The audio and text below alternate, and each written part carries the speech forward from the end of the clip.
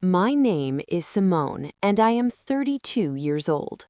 My husband, Marcus, thought he could empty our entire life savings to buy a luxury boat without me noticing, and then have the audacity to call me financially illiterate in front of our entire family.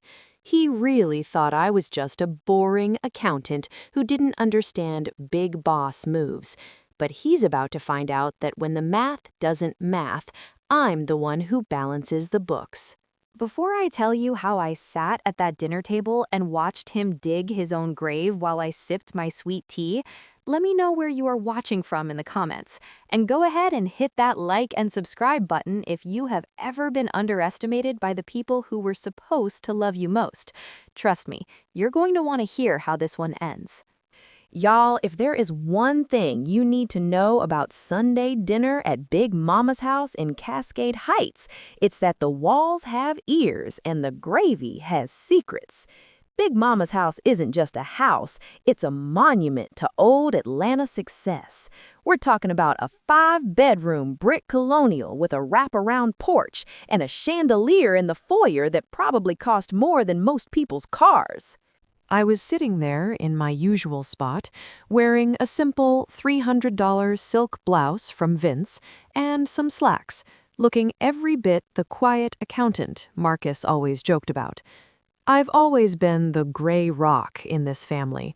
I don't brag, I don't flash my jewelry, and I definitely don't let people know I'm a senior forensic accountant who spends her days tracking millions of dollars for the city's top firms. To Marcus, I was just the girl who was good with a calculator, but had no vision. Marcus, on the other hand, walked into Big Mama's like he was about to give a keynote speech at a tech conference. He had on a new Tom Ford Polo that I knew for a fact cost $550, and he was checking his wrist every 2 minutes to make sure everyone saw his new watch. Now, I know a real Patek Philippe when I see one, and the way the light was hitting that bezel, that was a $300 super clone from a website, not a $60,000 timepiece. But I didn't say a word. I just passed the mac and cheese and kept my mouth shut. "Big Mama," Marcus said, his voice booming over the sound of clinking silverware. "I hope you got room in that driveway, because I got something coming that's gonna make the whole neighborhood look twice." Big Mama looked up from her plate, her glasses perched on the end of her nose. "Marcus, as long as it isn't another one of those crypto investments that cost us $2,000 last Christmas, I don't want to hear it." The table went quiet. My sister-in-law, Tasha, who is the definition of a flying monkey and lives to stir the pot, leaned in. "Oh, Marcus has been talking about the vision all week. Come on, Marcus, tell him." Marcus stood up, puffing out his chest. "I decided it was time for us to start living like the high rollers we are.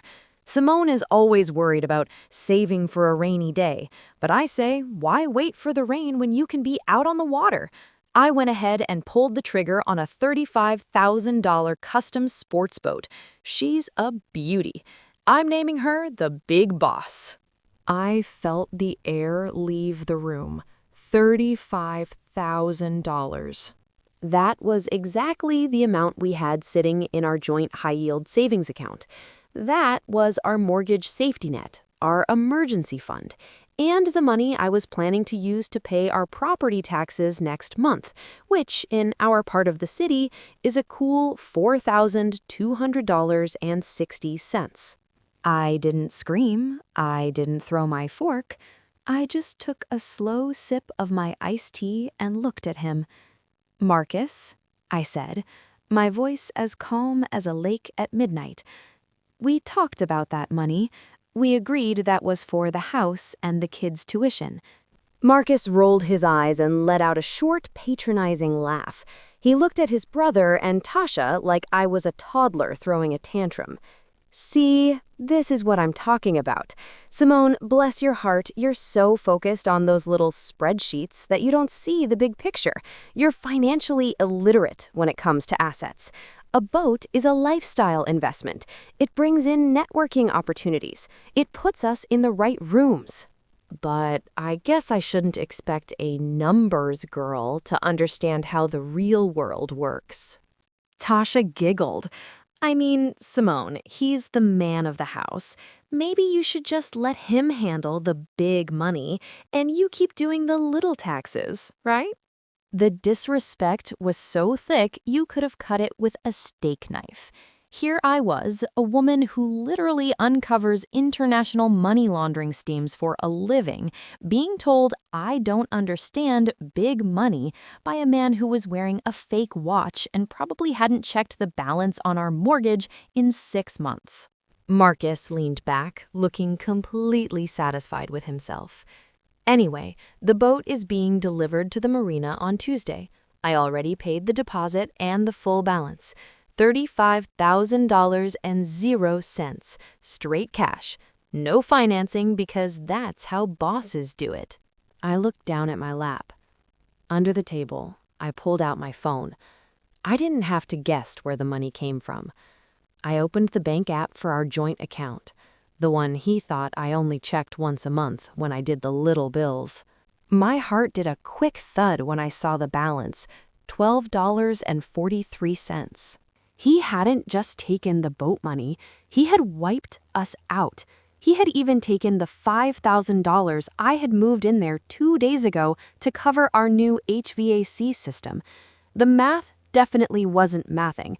But then I swiped over to my private account, the one Marcus didn't even know existed, the one where my bonuses and my side consulting fees go. The balance in that account was $285,642.15.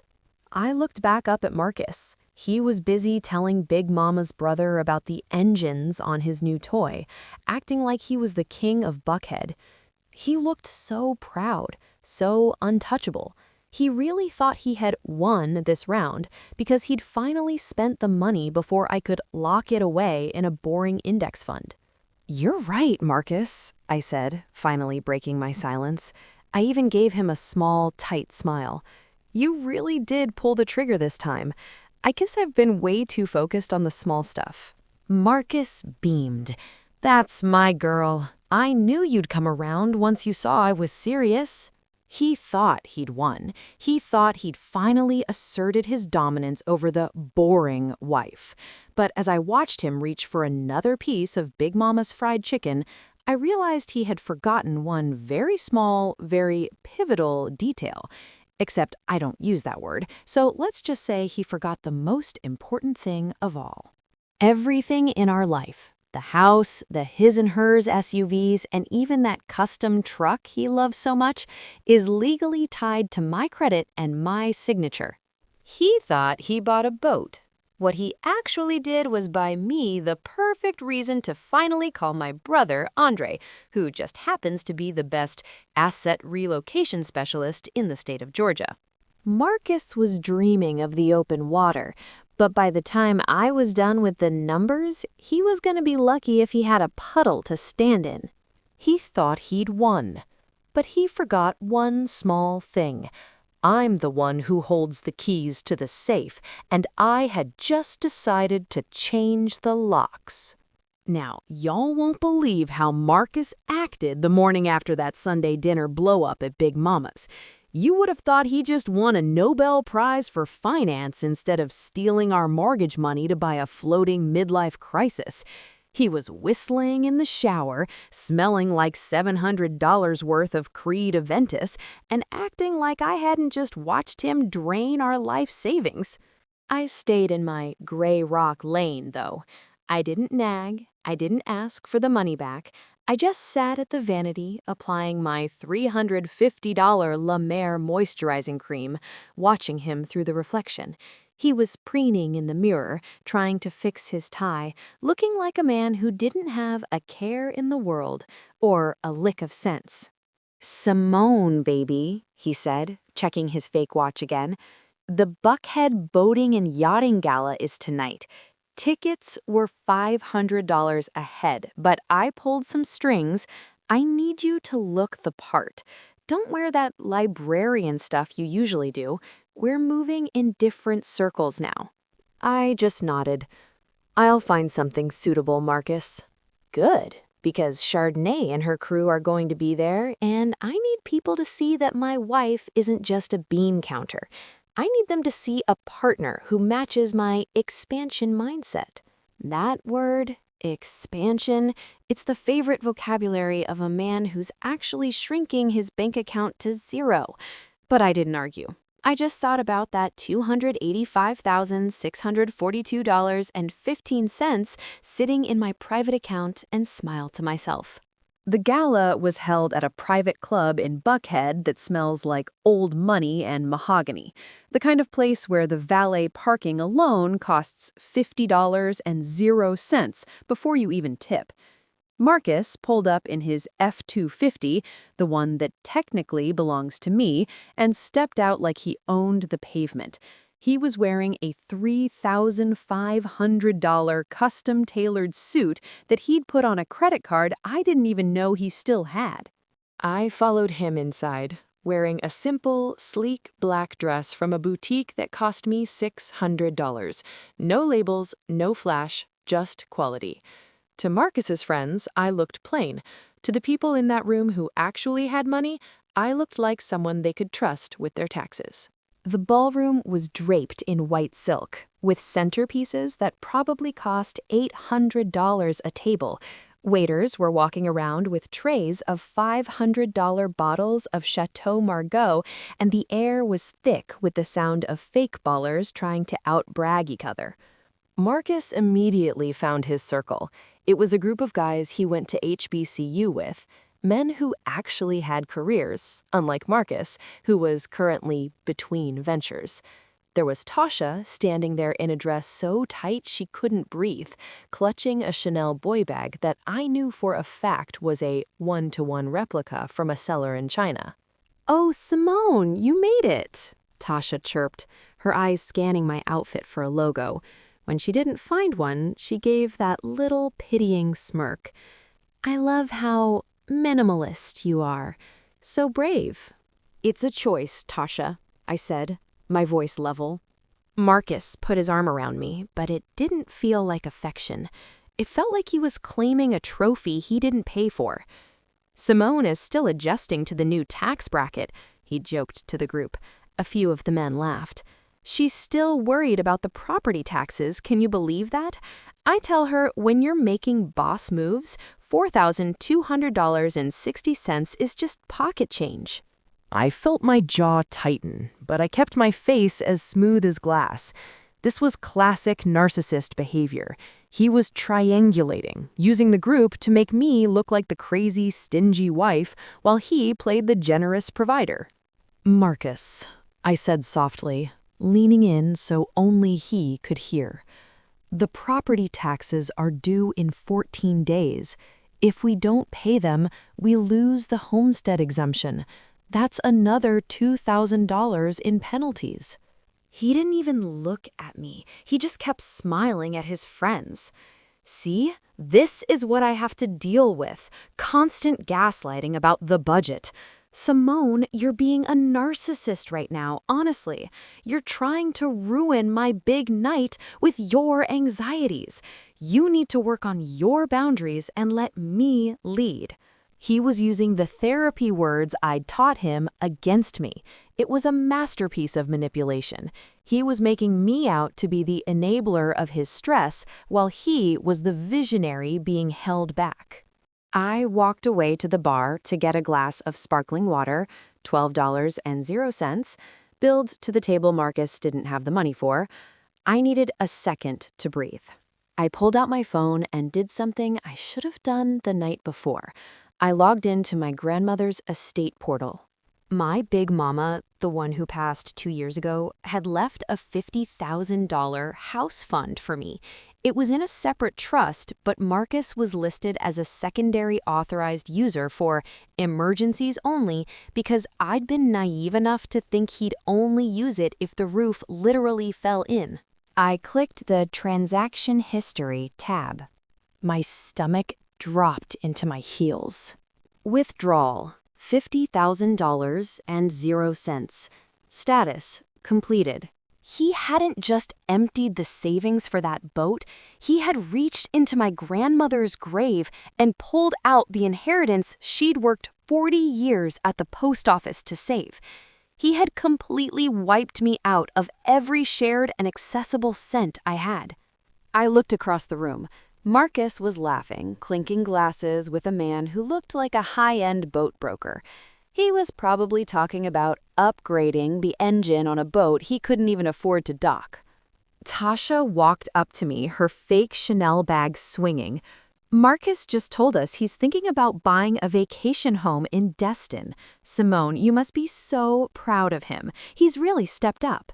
I looked at Tasha, and for the first time in this entire marriage, the gray rock cracked just a tiny bit. But I didn't scream, I didn't make a scene. That's what a narcissist wants. They want you to look unhinged so they can look calm. I am proud, Tasha, I said, my voice dripping with a sweetness that would have given a saint cavities. Marcus is definitely making moves that people are going to be talking about for a long, long time. I walked back over to Marcus. He was mid-sentence, telling a lie about how he negotiated the boat price down from $45,000. Marcus, honey, I said, touching his arm. I just saw the notification from the trust account. You were right. I was being way too small-minded about the money. He looked surprised, then smug. See, I told you, baby. You just gotta trust the process. Oh, I trust it, I said. In fact, I trust it so much that I think we should celebrate. Why don't you take that beautiful custom truck of yours and go pick up your friends for a late-night cruise on the lake tomorrow? You deserve it. Now that's my wife, Marcus shouted, pulling me into a hug that felt like a cage. He thought he'd finally broken me. He thought he'd gaslit me into accepting his theft as leadership. He really thought I was going to sit home and cry about that $50,000 while he played captain on a sinking ship. But as I looked over his shoulder at the exit sign, I wasn't thinking about the money he took. I was thinking about the phone call I was going to make to my brother, Andre, at 6 o'clock tomorrow morning. Marcus loved that truck more than anything else in this world. It was a $65,000 piece of machinery with custom rims that cost another $8,000.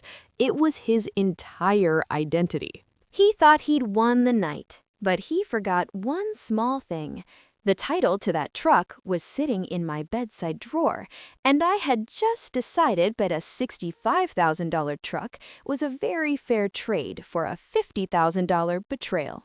Now, child, after that gala, Marcus walked around our house like he'd just been appointed the king of Georgia. You know the type. Chest puffed out so far he was practically leaning backward, whistling while he made coffee, and acting like he hadn't just committed a financial hate crime against his own wife. He really thought that because I didn't make a scene in front of his HBCU brothers and those flying monkeys at the club, he'd successfully gaslit me into submission. I stayed in my lane, though. I was the gray rock. In my line of work, we talk about people who are so boring and unreactive that a narcissist eventually loses interest in trying to trigger them. That was me.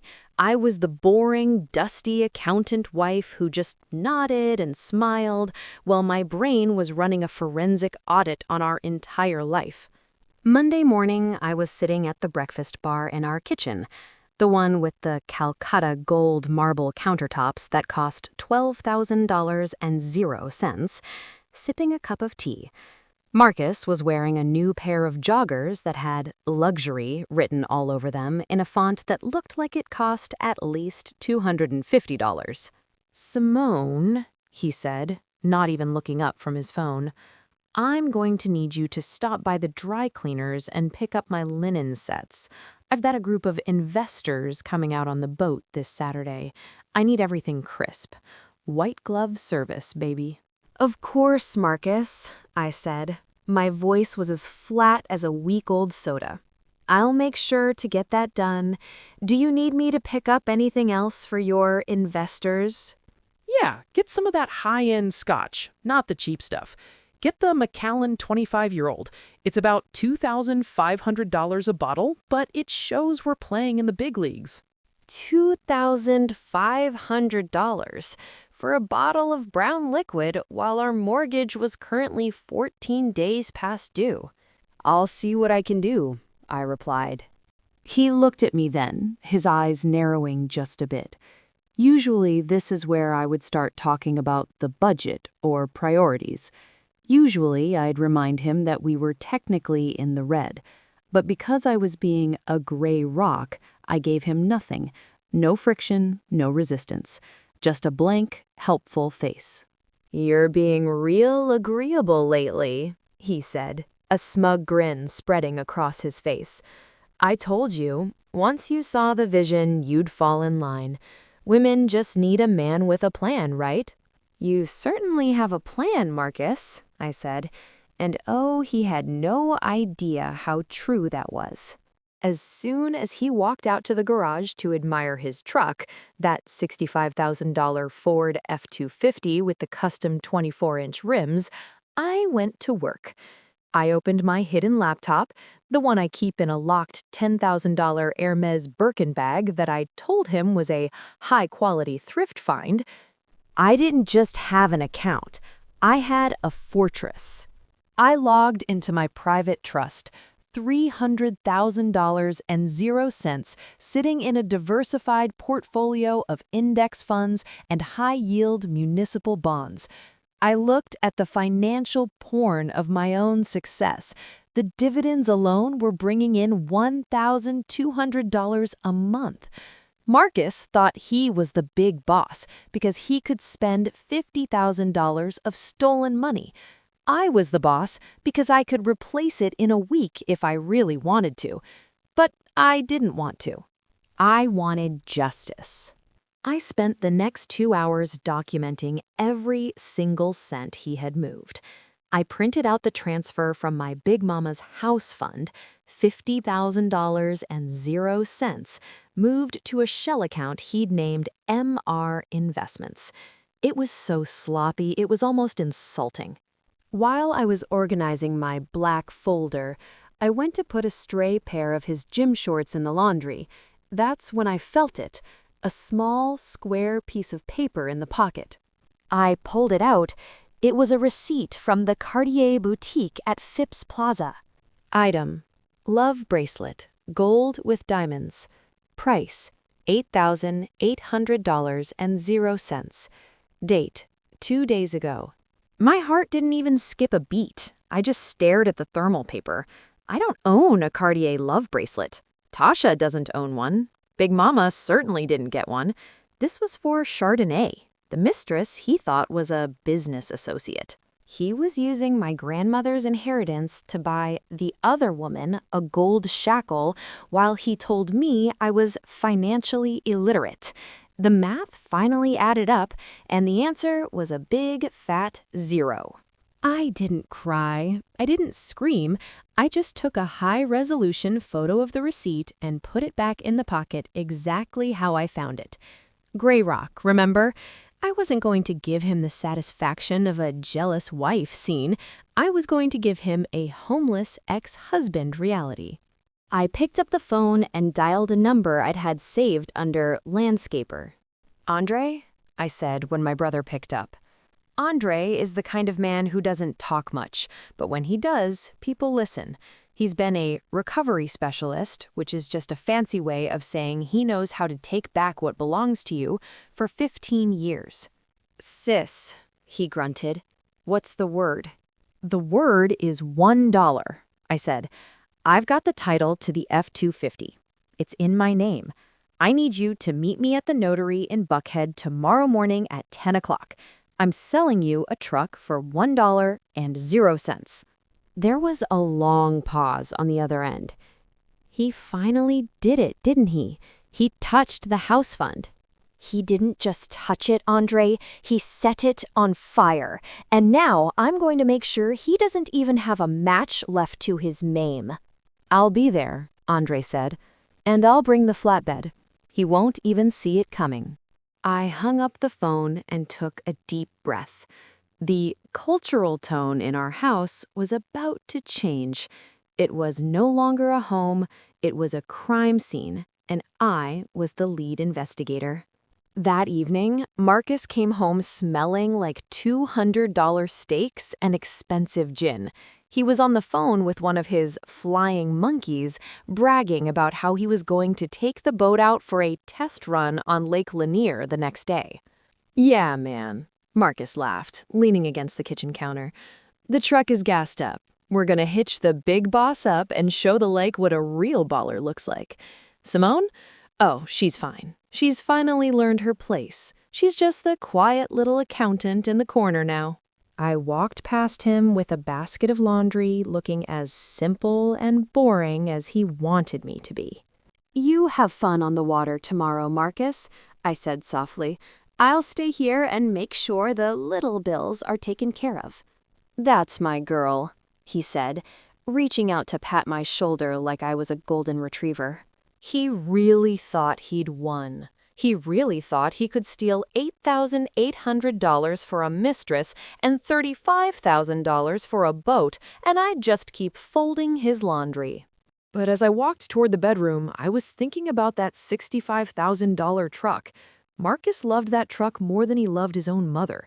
He spent every Saturday morning polishing those 24-inch rims with a specialized cloth that cost $40.00. He thought he was going to hitch his boat to that truck tomorrow and drive off into the sunset. He didn't know that by the time the sun came up, that truck wouldn't belong to him. In fact, legally, it wouldn't even belong to the family. He thought he'd won the game, but he forgot one small thing. I'm a forensic accountant. I don't just find the money, I find the weakness. And Marcus was about to find out that his biggest weakness was thinking I was too gray to notice the red flags. Now, y'all, let me tell you about Tuesday morning. If audacity had a physical form, it would have been Marcus standing in our kitchen at 6 o'clock in the morning wearing a captain's hat he probably bought for $49.95 on Amazon. He was actually humming a song while he flipped some overpriced organic eggs in my $1,200 Le Creuset skillet. In the last chapter, I had just found that $8,800 receipt for a Cartier love bracelet that definitely wasn't sitting on my wrist. I'd already called my brother, Andre, and set the wheels in motion. But Tuesday was the day the rubber was supposed to meet the road, literally. I walked into the kitchen, playing my role to perfection. I had my hair pulled back, no makeup on, wearing a baggy HBCU sweatshirt from my alma mater. I looked like the tired, financially illiterate wife he wanted me to be. I was the gray rock. I was a pebble on the beach. I was completely invisible to a man who only saw his own reflection in the shiny surfaces of things he couldn't actually afford. "Morning, Captain," I said, my voice thick with a fake sleepiness. Marcus turned around, grinning like he'd just discovered fire. "Morning, Simone. Big day today. The boys are meeting me at the marina at noon. We're gonna hitch the beast up and show Lake Lanier what real success looks like." By the beast, he meant his $65,000 Ford F-250. It was a beautiful truck, I'll give him that. It had a custom matte black wrap that cost $3,200.00, and those 24-inch forged rims that he'd spent $8,000 on last summer when I was away on a business trip in London. He spent more time polishing those rims than he did looking at our mortgage statements. "That sounds like a plan," I said, leaning against the counter. "I'm sure Tasha and the guys will be impressed." Impressed? Simone, they're gonna be jealous. he chuckled, sliding the eggs onto a plate. "And listen, I need you to do me a favor.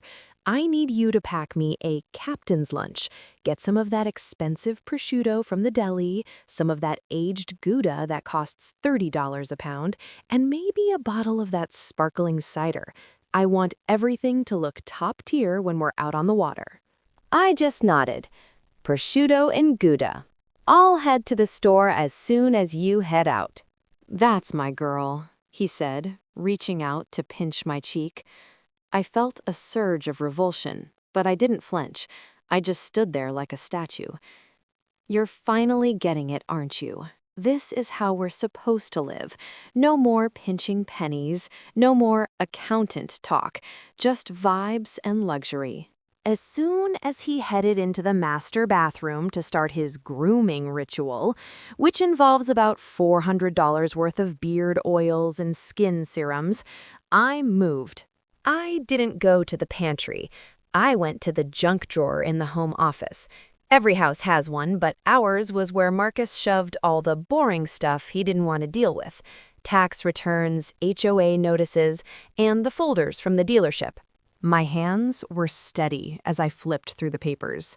I found the thick manila envelope from the Ford dealership.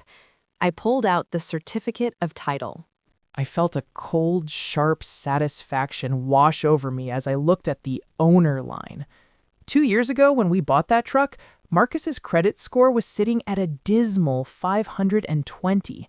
He'd spent his 20s running up credit cards and investing in failed streetwear brands. To get the loan at a decent rate, the truck had to be in my name, solely my name. There it was in black and white. Owner, Simone Elise Williams. He'd spent $65,000 of our joint money, mostly my earnings, on a truck that he legally didn't own a single bolt of. He'd spent another $11,200 on upgrades for a vehicle that belonged entirely to the woman he was currently gaslighting. It was the ultimate fake baller move. He wanted the status of the truck, but he couldn't even qualify for the debt. I took the title and slipped it into my laptop bag. Then I found the spare key fob in the back of the drawer. Marcus always kept the main set on a designer lanyard, but he'd forgotten about the spare. I tucked that into my pocket, too. I heard the shower shut off. I closed the drawer softly and walked back into the kitchen just as he emerged, smelling like a department store fragrance counter. He was wearing a new pair of white linen shorts and a polo shirt that probably cost $200. "All right, I'm headed out to the storage unit to grab the trailer," he said, grabbing his keys. "I'll be back in an hour to hitch up the truck and grab that lunch. Don't forget the Gouda, Simone. Presentation is everything." "I won't forget, Marcus," I said. "Presentation is exactly what I'm focusing on today." He walked out the door, whistling. I watched through the window as he climbed into that massive, matte black truck. He revved the engine, a sound that usually made me roll my eyes, but today it sounded like a cash register ringing. He backed out of the driveway, waving a hand out the window like he was in a parade. The second his taillights disappeared around the corner, I grabbed my phone. I didn't call the deli. I didn't buy any cheese. I called Andre.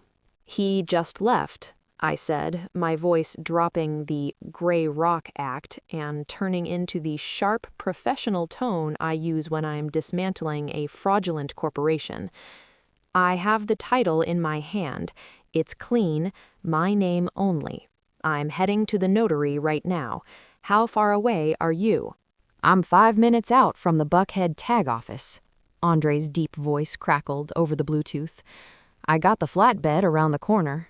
Sis, are you sure about this? Once I sign that paper and we file it, that truck is mine." He's gonna lose his mind. Marcus already lost his mind when he stole $50,000 from Big Mama's fund to buy a boat with a mistress, I said, picking up my keys. If the church mothers heard about what he's been doing, they'd have him off the deacon board before the first hymn.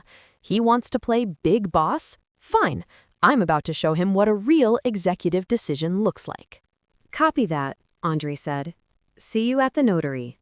I walked out to my own car, a sensible, paid-off SUV that I kept in pristine condition. I didn't need a $65,000 ego booster. I needed a getaway vehicle. As I drove toward Buckhead, I passed a billboard for a luxury jewelry store. I thought about that $8,800 Cartier bracelet.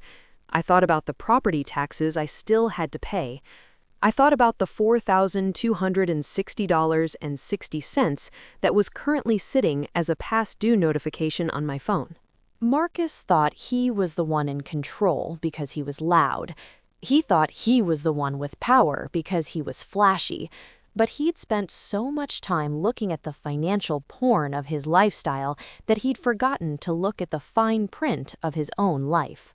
He really thought he'd won. He thought he'd bullied me into being his captain's assistant.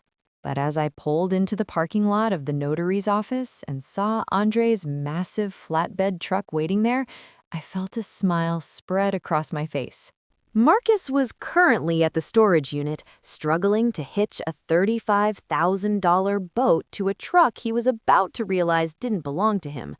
He was dreaming of the wind in his hair and the envy of his friends. He thought he'd won, but he forgot one small thing. I still had the spare keys, the legal title, and a brother who was more than happy to help me collect on a debt.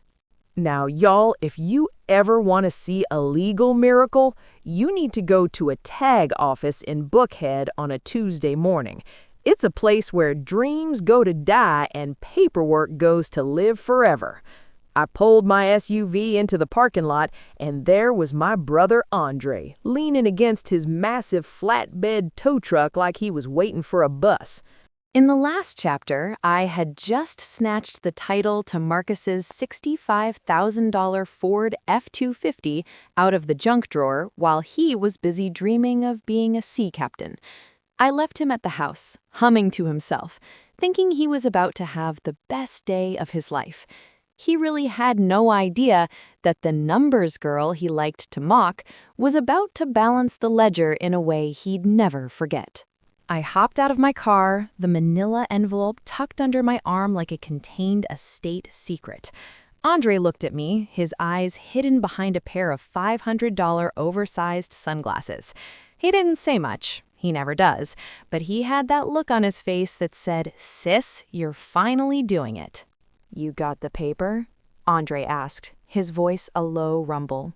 "I got the paper, the spare keys, and a heart as cold as the ice in Big Mama's Sunday tea," I said.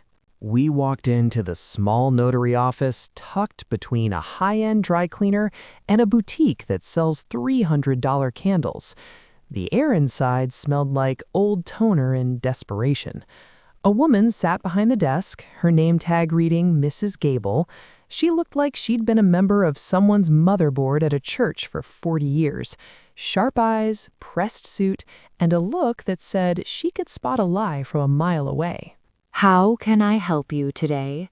Mrs. Gable asked, her voice as crisp as a new $100 bill. I laid the title on the desk. "I need to finalize a vehicle sale. I'm the sole owner, and I'm transferring it to my brother here." Mrs. Gable pulled the paper toward her, her glasses sliding down her nose. "A $65,000 truck? This is a beautiful vehicle. And what is the agreed-upon sale price?" I looked her dead in the eye. I didn't blink. I didn't stutter. $1.00. Mrs. Gable paused. She looked at the title, then at me, then at Andre. $1? Honey, you know the state is going to look at the fair market value for the ad valorem tax, right? This truck is worth at least $58,000 on a bad day. "I'm well aware of the tax implications, Mrs. Gable," I said, my gray rock voice steady and professional. "But as the sole legal owner, I have the right to sell my property for whatever price I deem fit. And today, I deem this truck to be worth exactly $1.00. Andre leaned in, pulling a crisp, slightly wrinkled $1 bill out of his pocket and laying it on the desk next to the title. It looked pathetic sitting there next to a document for a $65,000 asset, but that was the point. Mrs. Gable sighed, a sound that told me she'd seen messy divorces before. She didn't ask any more questions, she just started stamping. Thump, thump, thump. That sound was the most beautiful music I'd heard in years. It was the sound of Marcus's ego being stripped down to the chassis. As I signed my name on the seller line, I thought about Marcus's face when he'd told the family I was financially illiterate. I thought about that $8,800 Cartier receipt for the mistress. I thought about the $50,000 he stole from the fund my big mama worked her whole life to build. In the eyes of the law, I wasn't stealing his truck. I was selling my truck to my brother. It was a clean, legal, and absolute transfer of power. "All right," Mrs. Gable said, handing the new temporary registration to Andre. "It's official. The vehicle now belongs to Mr. Andre Williams." We walked out into the bright Atlanta sun. The heat was already rising off the asphalt, making the air shimmer. Andre tossed the spare key fob into the air and caught it with a grin. "So, what's the move, sis?" he asked. "I can have the flatbed at the house in 15 minutes. I saw him earlier at the storage unit. He was struggling with that trailer. He's probably just getting back to the driveway now." Perfect timing, I said. He's going to hitch that $35,000 boat to the truck, come inside to grab the captain's lunch I promised him, and that's when you move. I want that truck gone before he even gets the Gouda out of the fridge. "You're cold, Simone," Andre laughed, hopping into his tow truck. "Big Mama always said you were the smartest one of the bunch. Marcus just never stayed in church long enough to hear the sermons about pride coming before the fall." I got back into my SUV and started the engine. My phone buzzed in the cup holder. It was a text from Marcus. Just got the boat hitched up. The big boss looks incredible behind the beast. Hurry up with that lunch, babe. The investors are waiting. He actually typed her name and then tried to cover it up. The audacity was truly a testament to his stupidity. Except I don't use that word, so let's just say his stupidity was on full display. He didn't even have the sense to check his autocorrect before sending a text to the wife he was robbing blind. I didn't reply. I just put the car in gear and drove toward the house. When I pulled into our neighborhood, I saw it. The beast was idling in the driveway, the matte black wrap gleaming under the sun. Behind it was the boat, a white and blue luxury sports boat that looked like a toy compared to the truck. Marcus was outside, wearing his captain's hat, taking selfies in front of the rims.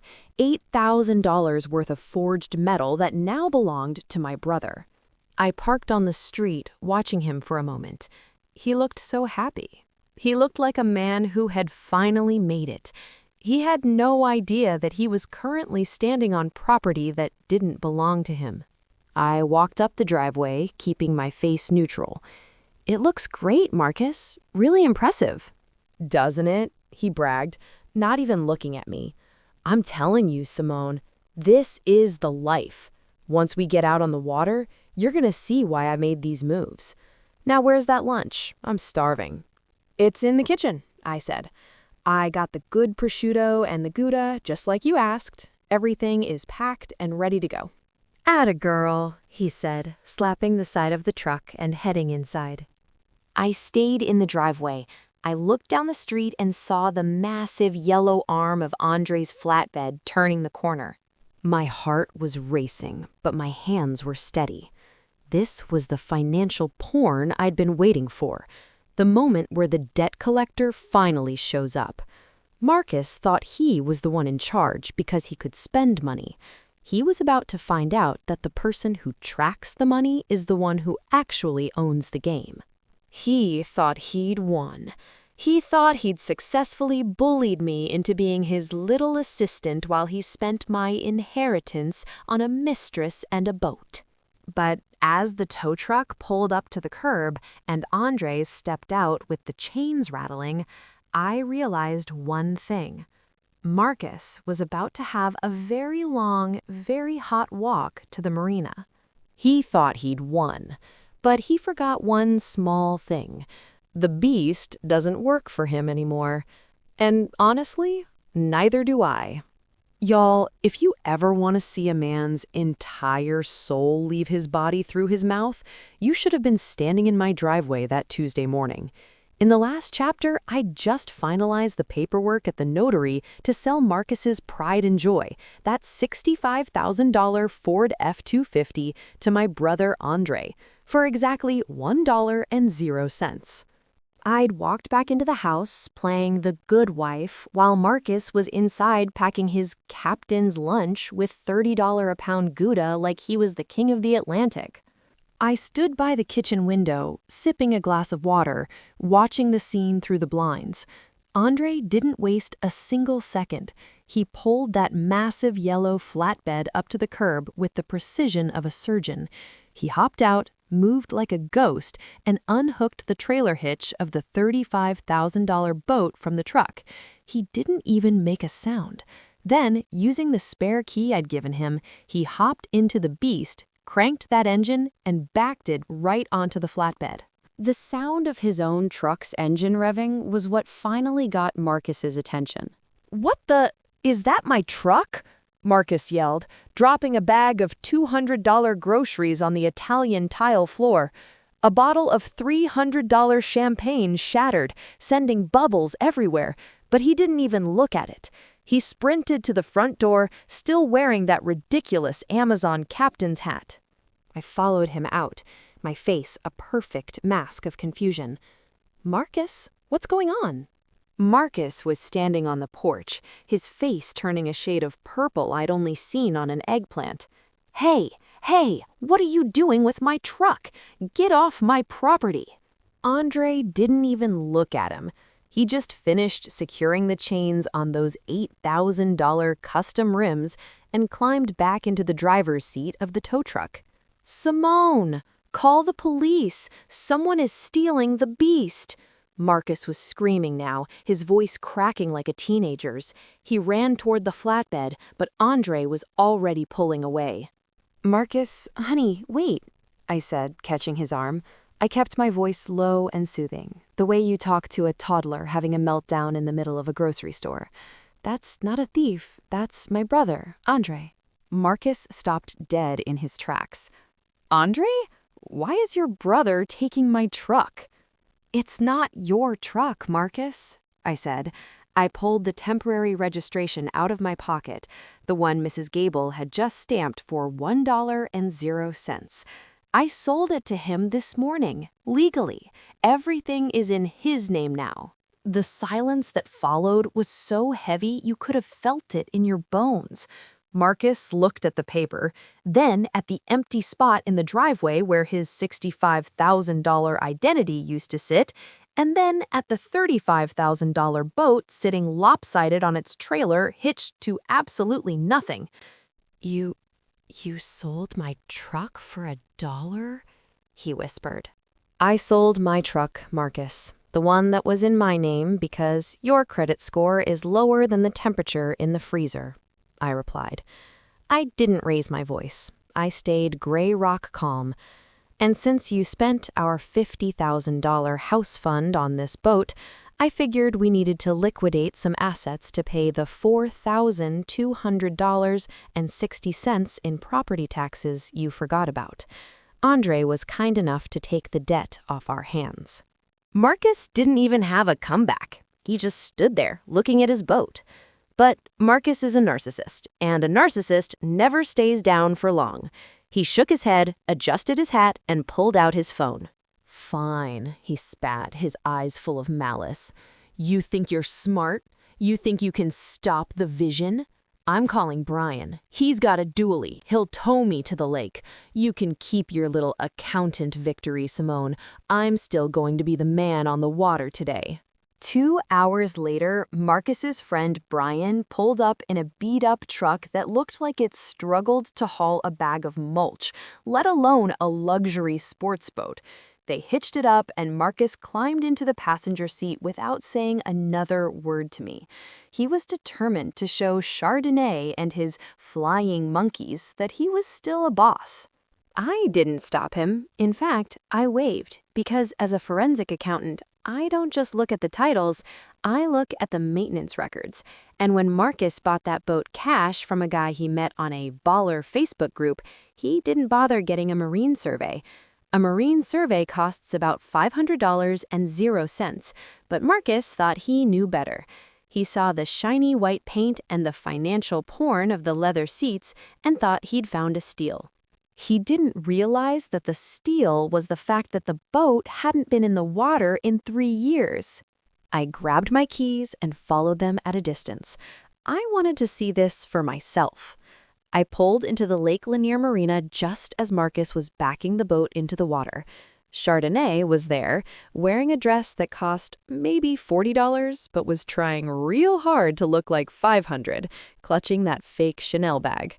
She was cheering and taking videos for her lifestyle blog. Marcus was in his element.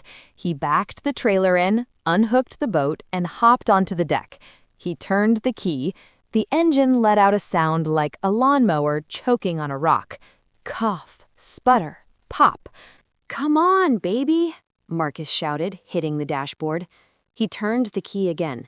This time, the engine roared to life. A massive cloud of black smoke billowed out the back, smelling like burnt hair and bad decisions. "See?" Marcus yelled over to Chardonnay. "Boss moves only!" He throttled forward and the boat lurched into the lake. He was doing about 10 knots, looking like a man who had conquered the world. He started waving to people on the docks, acting like he was the lead in a music video. But I was watching the waterline. In the church, we always talk about how what's done in the dark will come to the light. Well, on the water, what's broken in the hull will come to the surface. About 200 yards out, the boat started to sit a little lower in the water, then a little lower. Marcus didn't notice at first. He was too busy trying to open a bottle of $200 scotch. But then Chardonnay screamed, "Marcus, why is my feet wet?" The boat had a hairline fracture in the hull, something a $500 survey would have caught in 5 minutes. Under the pressure of the lake, that fracture had turned into a full-on hole. The big boss was taking on water faster than Marcus takes on debt.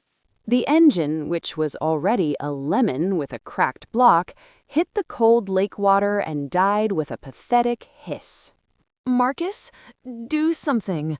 Chardonnay was screeching now, standing up on the $10,000 leather seats to keep her fake Chanel bag dry.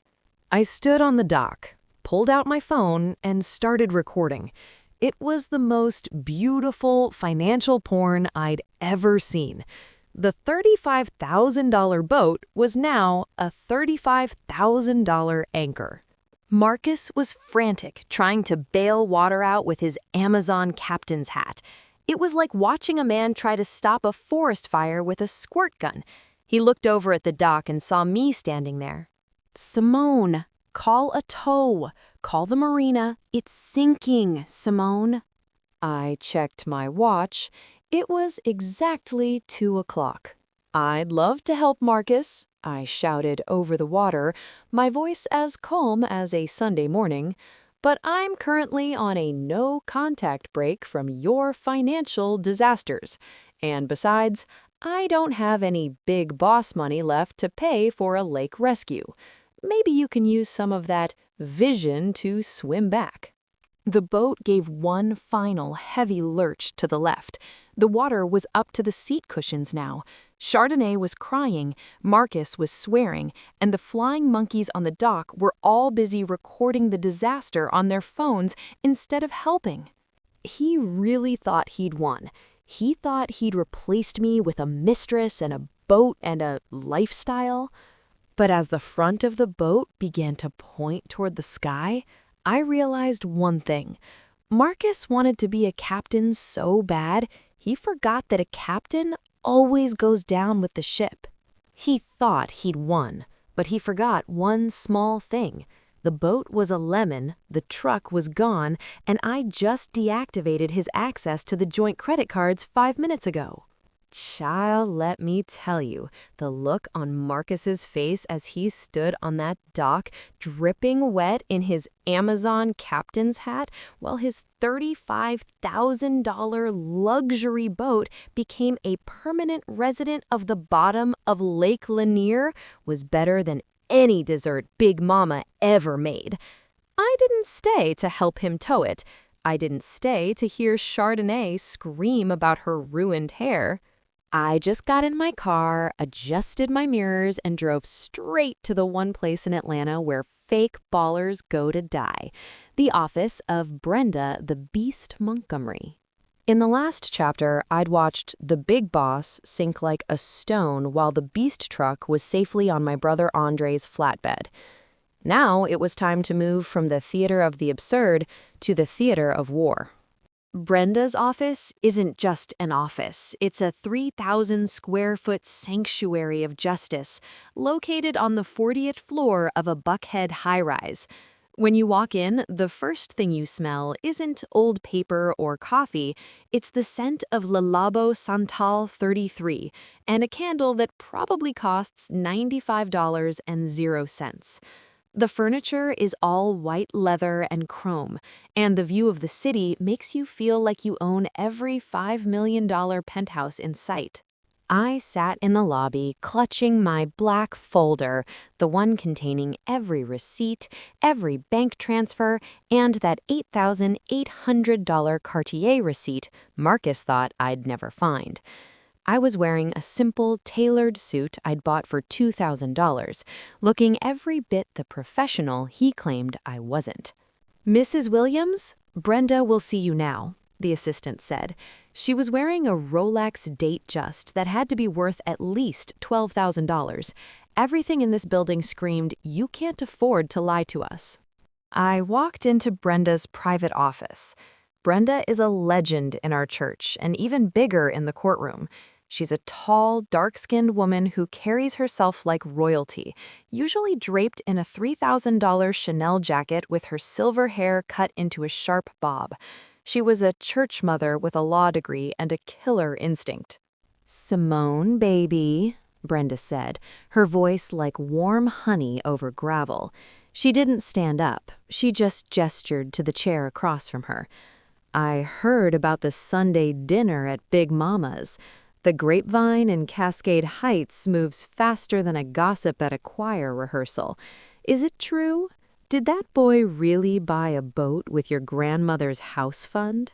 I sat down, my gray rock exterior as solid as a mountain.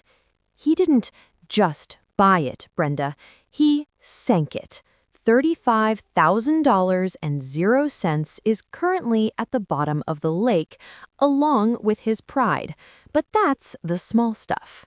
I slid the black folder across her $5,000 mahogany desk.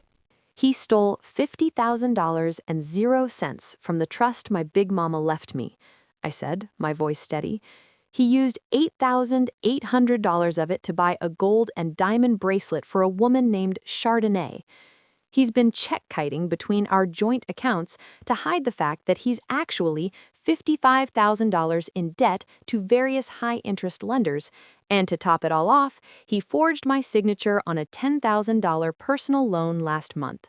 Brenda didn't gasp. She didn't look shocked. She just opened the folder and started flipping through the pages with her manicured nails, a French tip that looked sharp enough to draw blood. "Now, Simone," Brenda said, looking over her $500 designer reading glasses, "I see here you sold his truck to your brother for $1.00. That was a bold move, a very Buckhead move. Most women would have just keyed the paint, but you went for the title. I like that." "It was in my name, Brenda," I reminded her. His credit was too dusty to put a lawnmower in his name, let alone a $65,000 truck. Brenda chuckled, a deep, rich sound. Well, child, you've done the heavy lifting. You've been the gray rock while he was being a narcissist on a world tour. He's been gaslighting you about your own intelligence while he was committing felony forgery. That's not just a divorce, honey. That's a takedown. She leaned back in her chair, which probably cost more than Marcus's entire wardrobe. But here's the thing. A man like Marcus is like a cornered rat. He's going to use his flying monkeys, his friends, Tasha, maybe even some of the church deacons, to try and paint you as the villain. He's going to tell everyone you're bitter and financially abusive because you sold his truck. Let them talk, I said. The math doesn't lie. I'm a forensic accountant, Brenda. I don't care about the story. I care about the ledger. And that's why we're going to win, Brenda said, her eyes snapping with fire. But we aren't just filing for a standard split. We're filing for a list pendants on every asset he thinks he has. We're going to hit him with a forensic audit that will track every dime from that $50,000 theft. And I want you to meet my expert ally, Detective Vance. He's a retired fraud investigator. If Marcus forged your name on a $10,000 loan, that's a criminal matter, not just a civil one. I felt a surge of cold, clean relief. For months, I had been playing the fool. I'd been letting Marcus call me simple and boring while he spent my inheritance on financial porn for a mistress. I'd been quiet while he gaslit me at Sunday dinners. But sitting in Brenda's office, I realized the gray rock phase was over. It was time to become the avalanche. What's the first step? I asked. Brenda pulled out a sheet of heavy cream-colored letterhead. First, we file. Then, we serve him. But we aren't going to serve him at home. That's too private. We're going to serve him at that HBCU alumni gala next week. He wants to be a big boss in front of the whole city? Fine. He can receive his divorce papers and a summons for a fraud investigation while he's wearing his rented tuxedo. How much is the retainer, Brenda? I asked, reaching for my checkbook. For you, Simone? Because of what he did to Big Mama's legacy? $10,000 and 0 cents to start. It's a lot, but by the time I'm done with him, Marcus will be lucky if he can afford a $2 bus pass. I wrote the check for $10,000 without blinking. It was an investment in my peace of mind. As I handed it to her, I felt the last bit of enabler energy leave my body. I wasn't protecting him anymore. I wasn't handling his mistakes. I was documenting them for the world to see. Brenda took the check and smiled. You know, Simone, narcissists always make one fatal mistake. They think that because you're quiet, you're not counting. They think that because you're calm, you're not prepared. I stood up to leave, feeling lighter than I had in years. I thought about Marcus, probably still trying to figure out how to pay for a $3,000 salvage operation for his sunken boat. I thought about Tasha, who was probably already texting the flying monkeys about how mean I was for selling the truck. He really thought he won, I said, looking out at the Buckhead skyline. Brenda nodded, tucking my check into a sleek leather folder. He did. But he forgot that a forensic accountant's favorite thing to do is find the missing pieces. I walked out of the office, but I didn't head home. I had one more stop to make. I needed to see Detective Vance, because while the divorce was going to take his money, the forgery investigation was going to take his freedom. Marcus thought the boat sinking was the worst thing that could happen to him. He thought losing the truck was the peak of the disrespect. He thought he'd seen the trap, but he forgot one small thing. I hadn't even shown him the technical trap yet, and it was a lot bigger than a hole in a boat. Now, y'all, if delusional was a professional sport, Marcus would have been the MVP of the Olympic team. In the last chapter, I'd just written a $10,000 check to Brenda the Beast Montgomery and handed over the black folder to a retired fraud investigator. I was legally and strategically locked and loaded. But there's a rule in my family, something Big Mama used to say while she was seasoning the cast iron skillet. You always give a person one last chance to do the right thing so their destruction is purely by their own hand. I was sitting at our kitchen island, the one made of that $3,000 slab of rare obsidian, sipping a cup of herbal tea that cost $45 for a tiny tin. I looked like a woman who was just tired of the drama. I had my gray rock face on, no anger, no tears, just a blank slate for him to write his own confession on. Marcus came through the door 2 hours late, still smelling like Lake Lanier mud and $200 scotch. He didn't look like a big boss. He looked like a man who had been chewed up and spit out by a mechanical shark. He slammed his soggy Amazon captain's hat onto my clean counter. "I hope you're happy, Simone," he barked, his voice echoing off the $12,000 marble backsplash. "I've got a salvage crew asking for $3,500 and 0 cents just to pull the boat out of the muck, and my investors are calling me asking why the mating voyage ended in a rescue mission, all because you decided to be petty and sell my truck." I didn't flinch. I just tapped the screen of my phone, which was sitting face down on the counter, secretly recording every word for Detective Vance. "Marcus," I said, my voice as smooth as a polished stone, "I'm not here to talk about the truck. I'm here to talk about the truth. I'm giving you one chance, one single chance to be honest with me. If you tell me everything right now, maybe we can figure out a way to fix this before the gala next week." Marcus let out a short, nasty laugh. He walked over to the fridge and pulled out a bottle of alkaline water that cost $7.00, taking a long swig. "The truth? The truth is that you're a narcissist who can't stand to see her husband winning. You're trying to gaslight me into thinking I did something wrong just because I used our joint resources to build a legacy." "Let's talk about those resources, Marcus," I said, leaning forward. "The $50,000 and 0 cents from Big Mama's house fund. It's gone. And I found a receipt for an $8,800 Cartier love bracelet that isn't on my wrist. I also saw a notification for a $10,000 loan that I never signed for." I paused, giving him the space to fill the silence. A normal man would have crumbled. A normal man would have begged for forgiveness. But Marcus isn't a normal man. He's a fake baller with a flying monkey support system.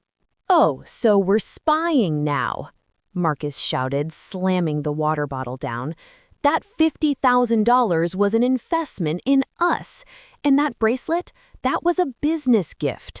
You wouldn't understand the financial porn required to keep high-level associates happy. Chardonnay is a key player in my new venture. She needed to look the part. It's a tax write-off, Simone, but you're too busy playing with your little spreadsheets to see the big picture." "And the $10,000 loan, Marcus?" I asked, my voice getting even quieter. "The one with my forged signature?" He stepped into my personal space, trying to use his height to intimidate me. He smelled like desperation and expensive cologne. "I didn't forge anything. I used my spousal authority. You were too busy being a boring accountant to handle the paperwork, so I did it for you. It's not a crime to be a leader, Simone. It's a crime for you to be this unsupportive." "I see," I said. "So you aren't going to put the money back? You aren't going to admit that you stole from my grandmother's legacy to buy a mistress a gold shackle?" Marcus leaned in close, his eyes full of that cold, narcissistic arrogance. "Put the money back? With what? The boat is at the bottom of the lake, and you sold the only asset I had to tow it. And let me tell you something else, Gray Rock. Since you want to be so difficult about the boundaries, I've decided that Chardonnay is moving into the guest house on Monday. She needs a place to stay while we finalize the business plan. And since I'm the man of this house, what I say goes. I felt a chill go down my spine, but it wasn't fear. It was the feeling of a trap finally snapping shut. He just admitted to the spousal authority forgery and confirmed the theft of the $50,000, all while threatening to move his mistress into the home I paid for with my 7-figure career earnings. Is that your final word, Marcus? I asked.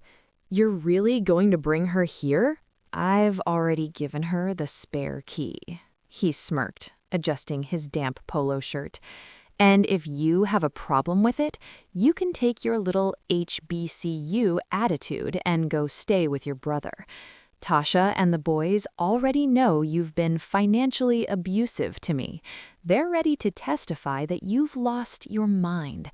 You're the scapegoat now, Simone, not me. He thought he was being so clever. He thought using the therapy words I'd taught him made him sound like the victim. He really thought that by calling the financially abusive to his friends, he could shield himself from the fact that he was a common thief. I understand, I said, standing up. I picked up my phone and stopped the recording. I gave you the chance, Marcus. I really did. I wanted to see if there was any part of the man I married left inside that shell. There's a big boss inside this shell, he bragged, turning his back on me to head toward the stairs.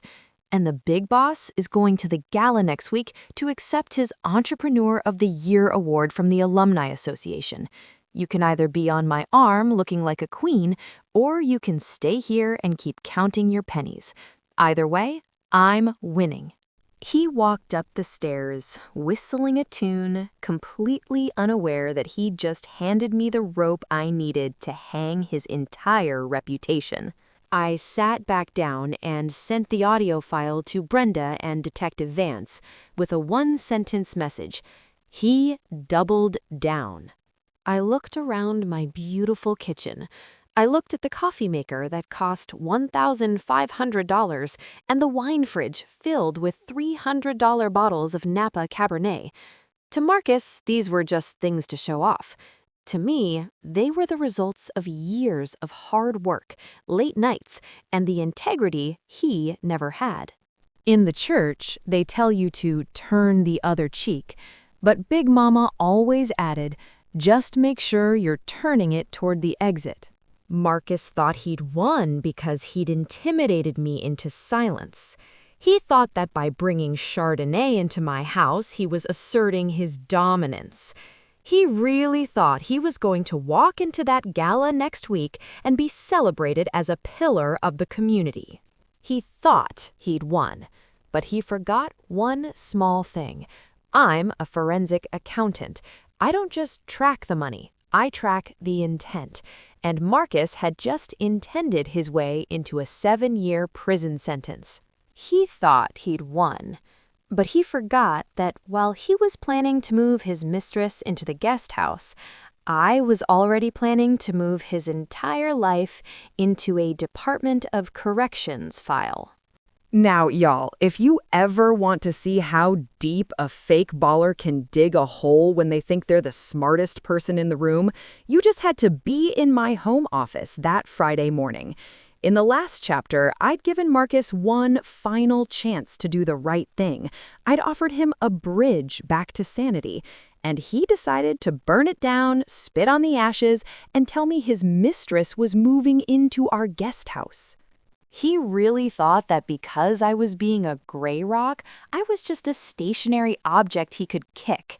He had no idea that while he was busy dreaming about his Entrepreneur of the Year award at the gala, I was sitting in front of my $4,500 custom-built workstation, running a trace on every single MR Investments transaction. I was in my zone. I had a glass of chilled sparkling water in a $200 Baccarat crystal glass, and the air in my office smelled like a $40 expensive skin candle. My brother Andre always says that when I start squinting at a spreadsheet, someone is about to lose their freedom. And Marcus, he was about to lose everything. The file Detective Vance sent over was encrypted, but for a senior forensic accountant, that was like a locked screen on a toddler's tablet. I bypassed the security in 10 minutes and opened the ledger. What I saw made the hair on my arms stand up. The math wasn't just not mathing, it was a full-on crime scene. Marcus wasn't just stealing from me. He was running a classic shell game with the money of people who actually trusted him. I saw a transfer for $15,000 and 0 cents from Mrs. Gable, the same Mrs. Gable from the tag office who was a pillar of the community and a church mother at our home parish. Then I saw $10,000 and 0 cents from a young guy he'd mentored at his old HBCU. He'd told these people he was flipping luxury condos in Midtown. He'd promised them a 20% return on their investment. But the money wasn't going to real estate. It was going into a cycle of financial porn to fund his ego. I watched the digital trail. Mrs. Gable's $15,000 had been used to pay the back rent on the storage unit for the boat. The HBCU mentor's $10,000 had been used to cover the deposit on the red wedding gala event he was so excited about. It was a Ponzi scheme dressed up in a Tom Ford suit. But then I found the technical trap, the one thing Marcus did that was so stupid, so arrogant that I almost had to laugh. To make his MR investments look legitimate to the bank, he'd uploaded a professional verification document. I clicked the file. My heart stopped. It was a letter on my firm's letterhead stating that I had personally audited the company and found it to be in, quote, excellent financial standing. It had my digital signature at the bottom. He hadn't just forged my name on a $10,000 loan. He had forged my professional credentials to facilitate a multi-state investment fraud. He'd used my reputation, the one I'd spent 15 years building with blood, sweat, and 7-figure audits to scam church mothers out of their retirement. He turned me into his enabler without me even knowing it.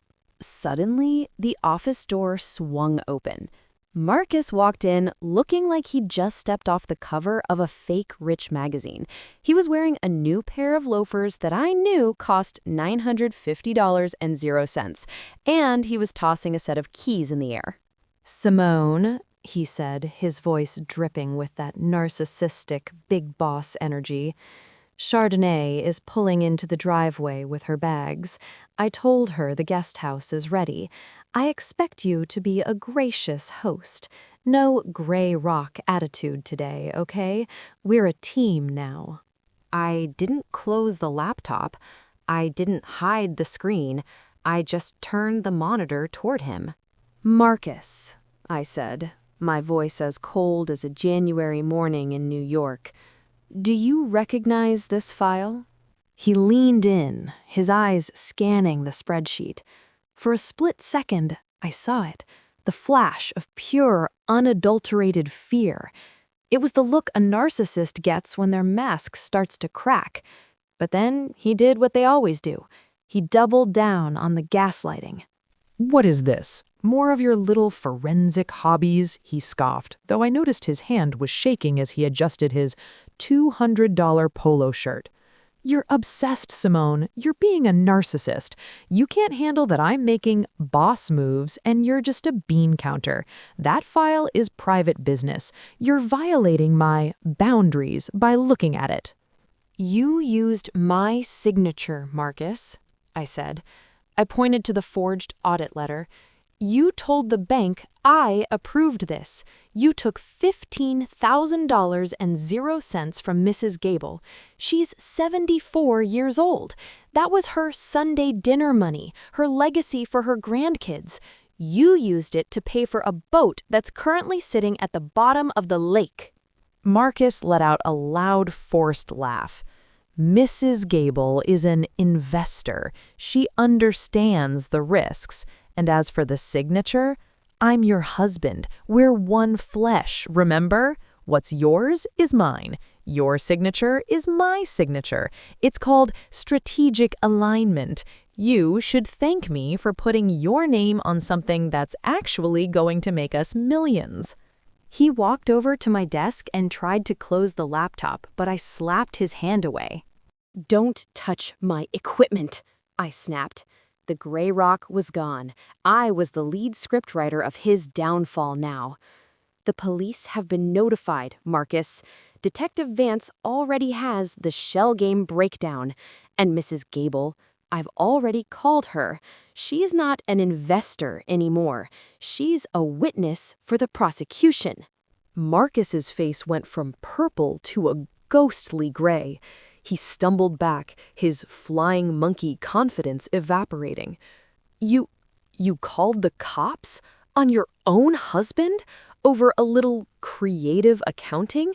You're really going to ruin our life over this?" "I'm not ruining our life, Marcus," I said, standing up.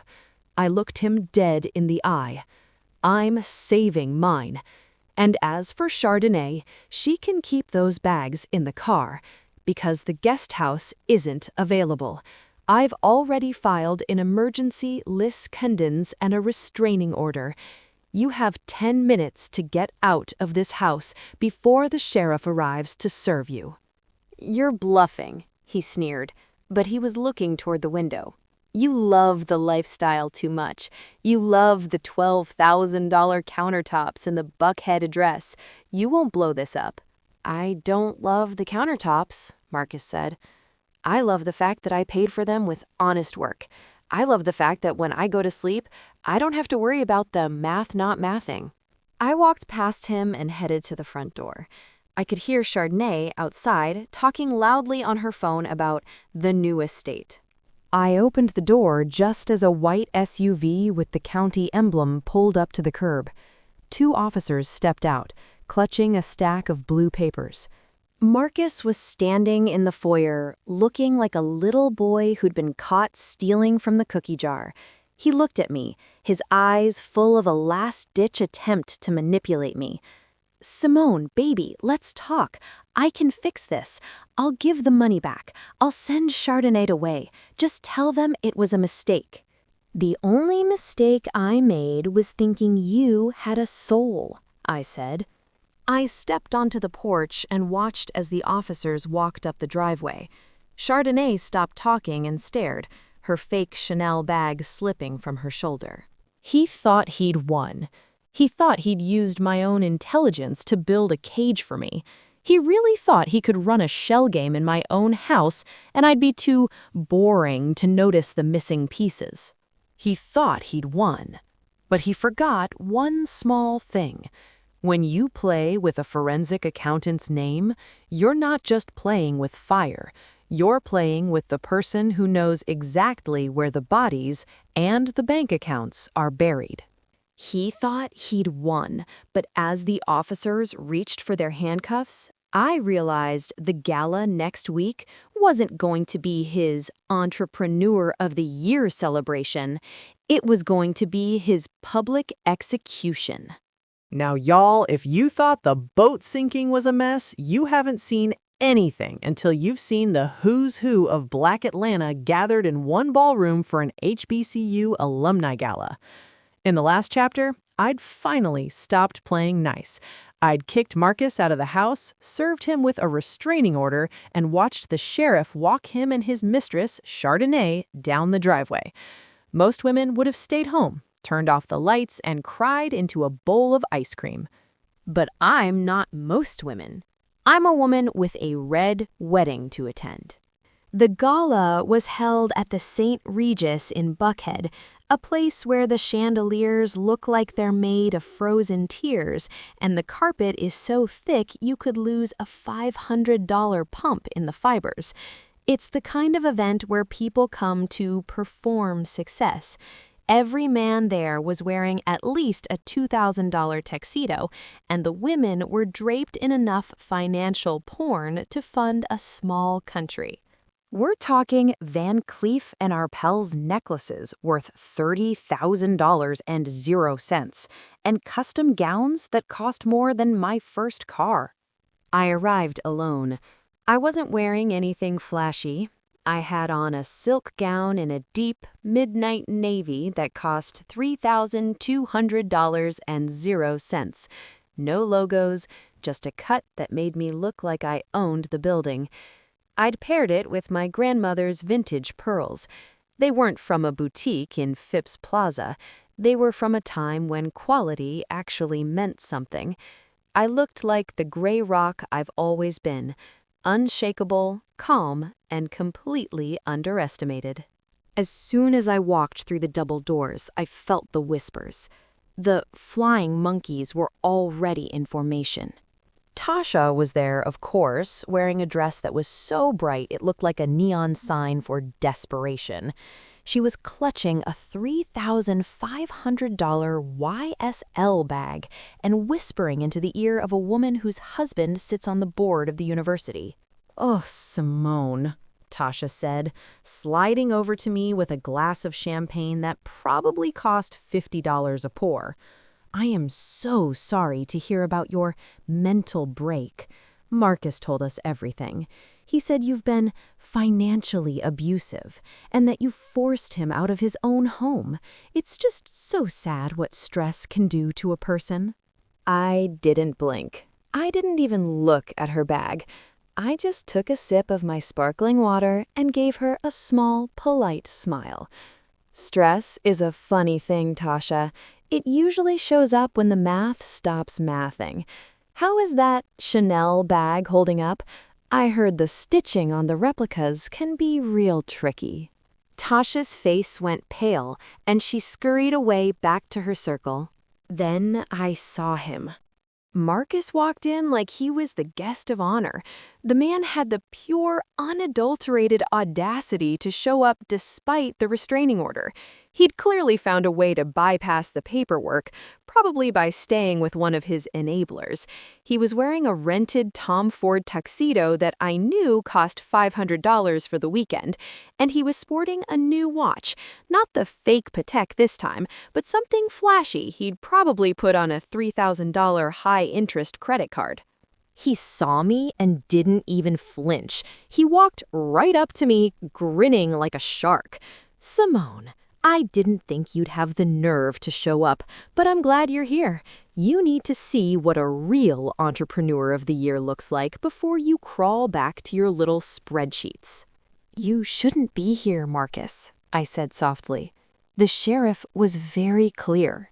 "The sheriff doesn't run the Alumni Association," he hissed, leaning in so close I could smell the $200 cognac on his breath. "I've got the board in my pocket. I've told them all about your instability.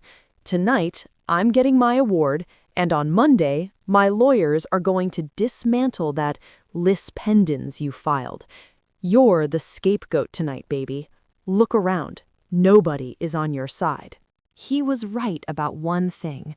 The room was looking at me like I was the villain. In their eyes, Marcus was the flashy, successful big boss, and I was the boring wife who was trying to bring him down.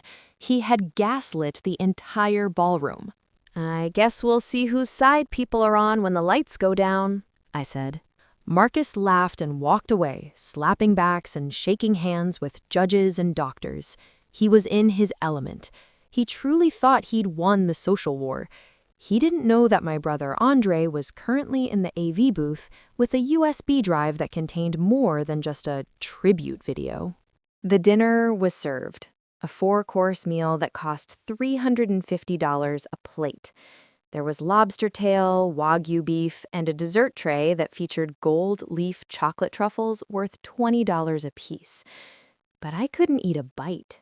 I was watching the clock. Around 9 o'clock, the lights dimmed. The president of the Alumni Association stood at the podium. Tonight, he began, his voice booming through the $10,000 sound system, we honor a man who embodies the spirit of our HBCU, a man of vision, a man who shows us that with enough drive, anyone can become a big boss in this city. Please join me in welcoming our Entrepreneur of the Year, Marcus Williams. The room erupted in applause.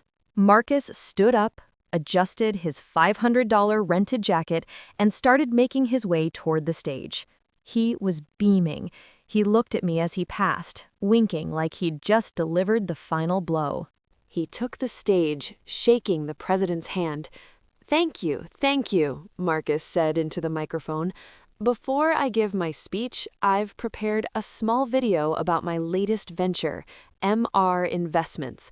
I want to show you all what strategic alignment and lifestyle assets really look like. He signaled to the back of the room. The giant projector screen lowered from the ceiling. Marcus stood there, chin tilted up, ready for his financial porn highlight reel to play.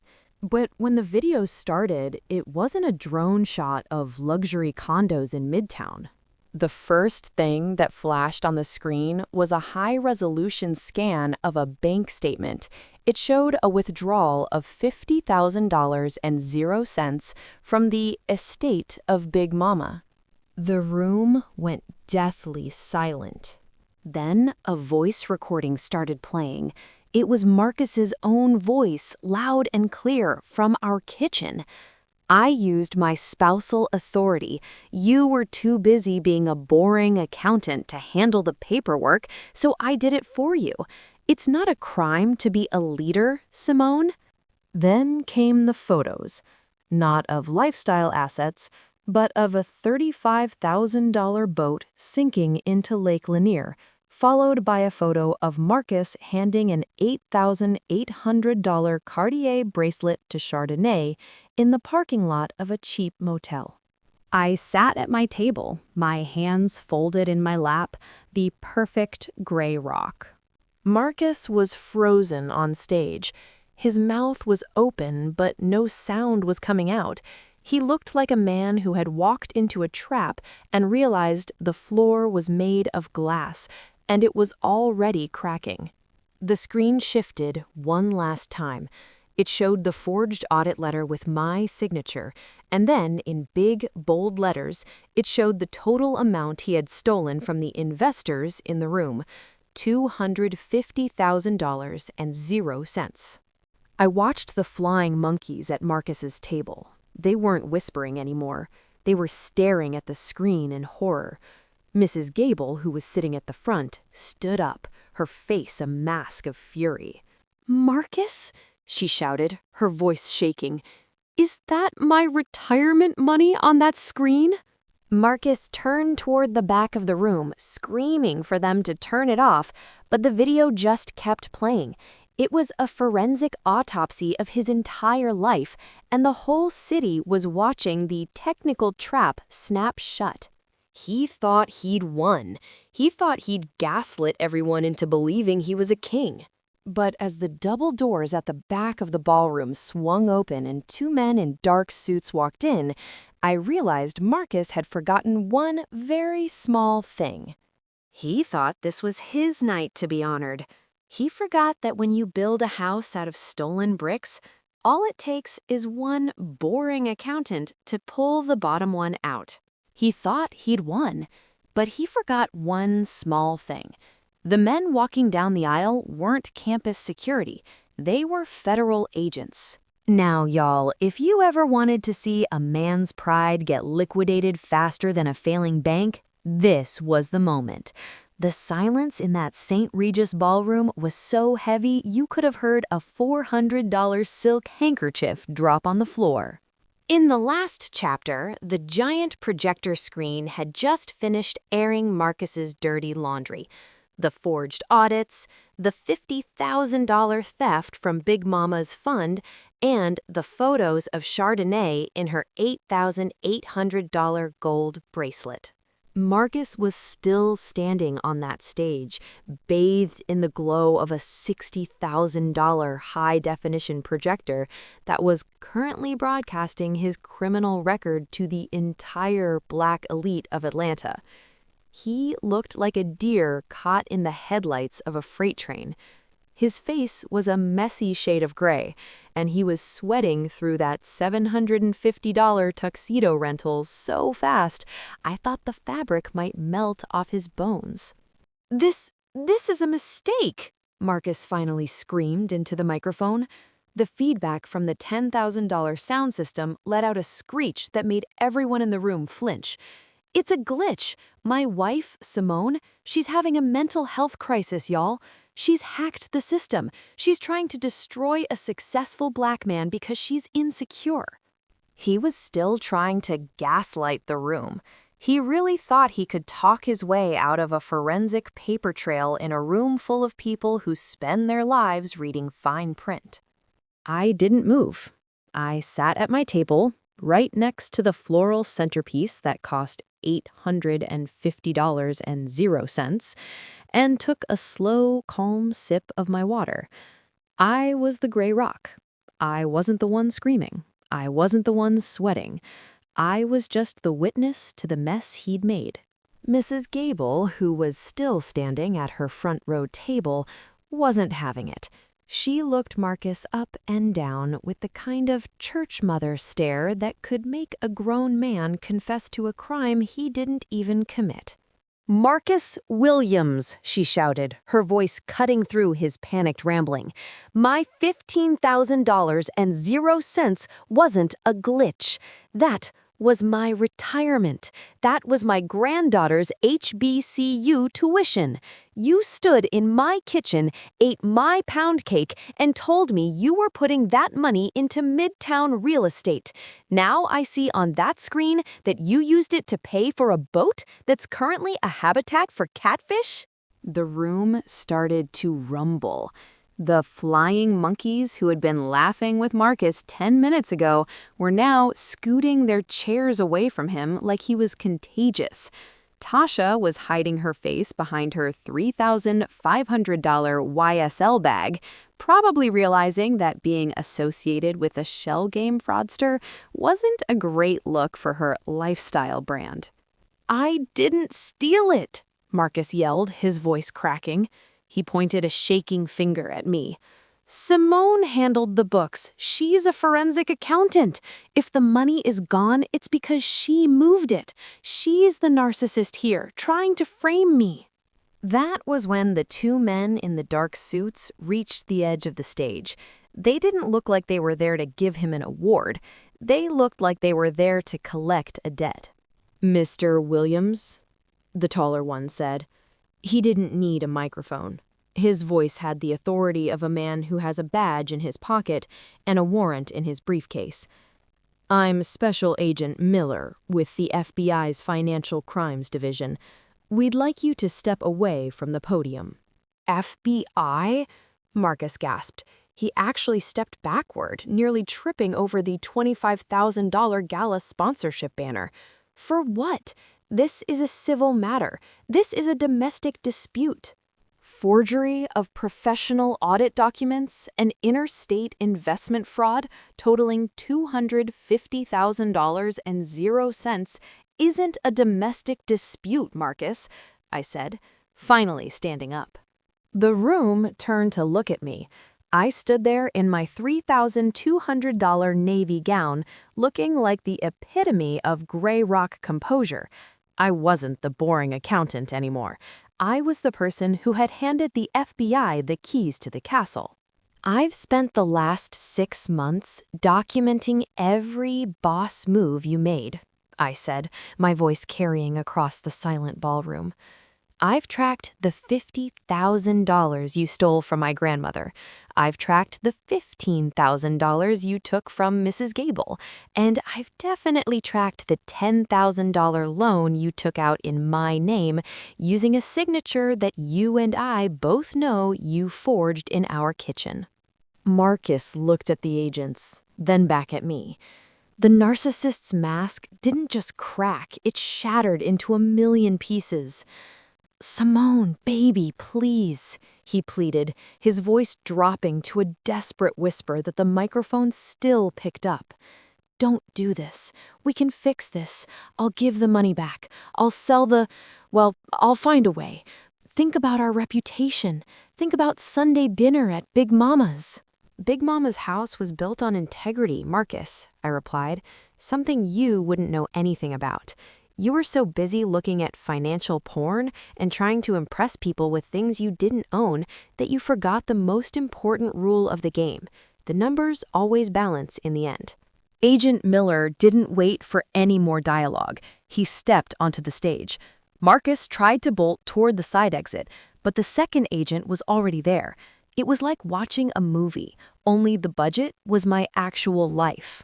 The sound of the handcuffs clicking shut was louder than any applause Marcus had ever received. Click, clack. That was the sound of a 72-month sentence for wire fraud and forgery. "You're making a mistake," Marcus was shouting as they led him off the stage. "Simone, call Brenda. Tell her to get down here." I already called Brenda, Marcus, I said as he was led past my table. She's the one who gave the FBI your location. She doesn't represent fake ballers who steal from church mothers. The entire ballroom was in a state of shock. People were standing up, taking videos on their $1,200 iPhones, and whispering about the scandal of the decade. The entrepreneur of the year was leaving in a pair of steel bracelets instead of a trophy. As they led him toward the double doors, Marcus turned his head one last time.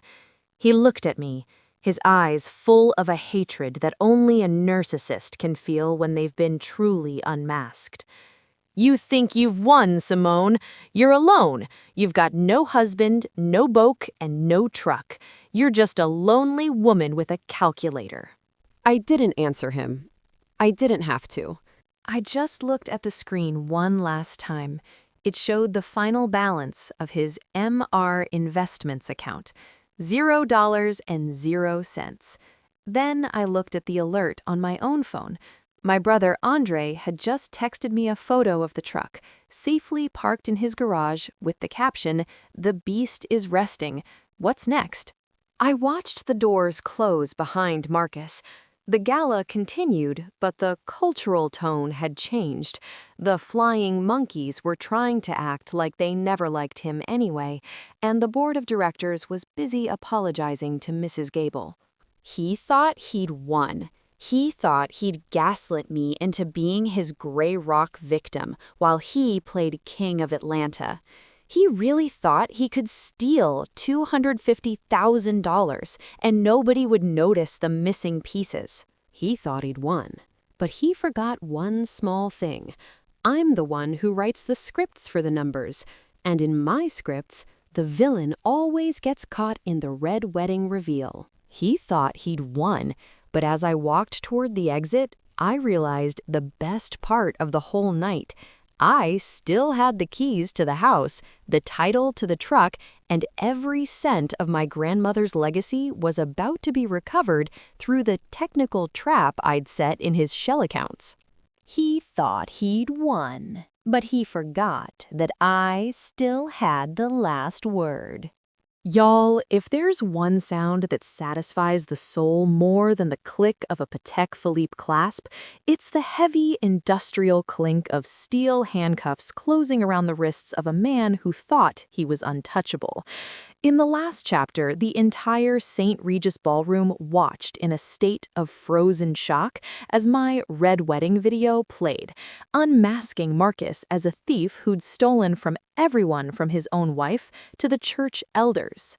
Now, the entrepreneur of the year wasn't heading to the podium to give a speech. He was performing the handcuff shuffle right out the front doors. Marcus looked like he'd been struck by lightning. He was standing there, on that stage, under those $5,000 spotlights, with his hands behind his back.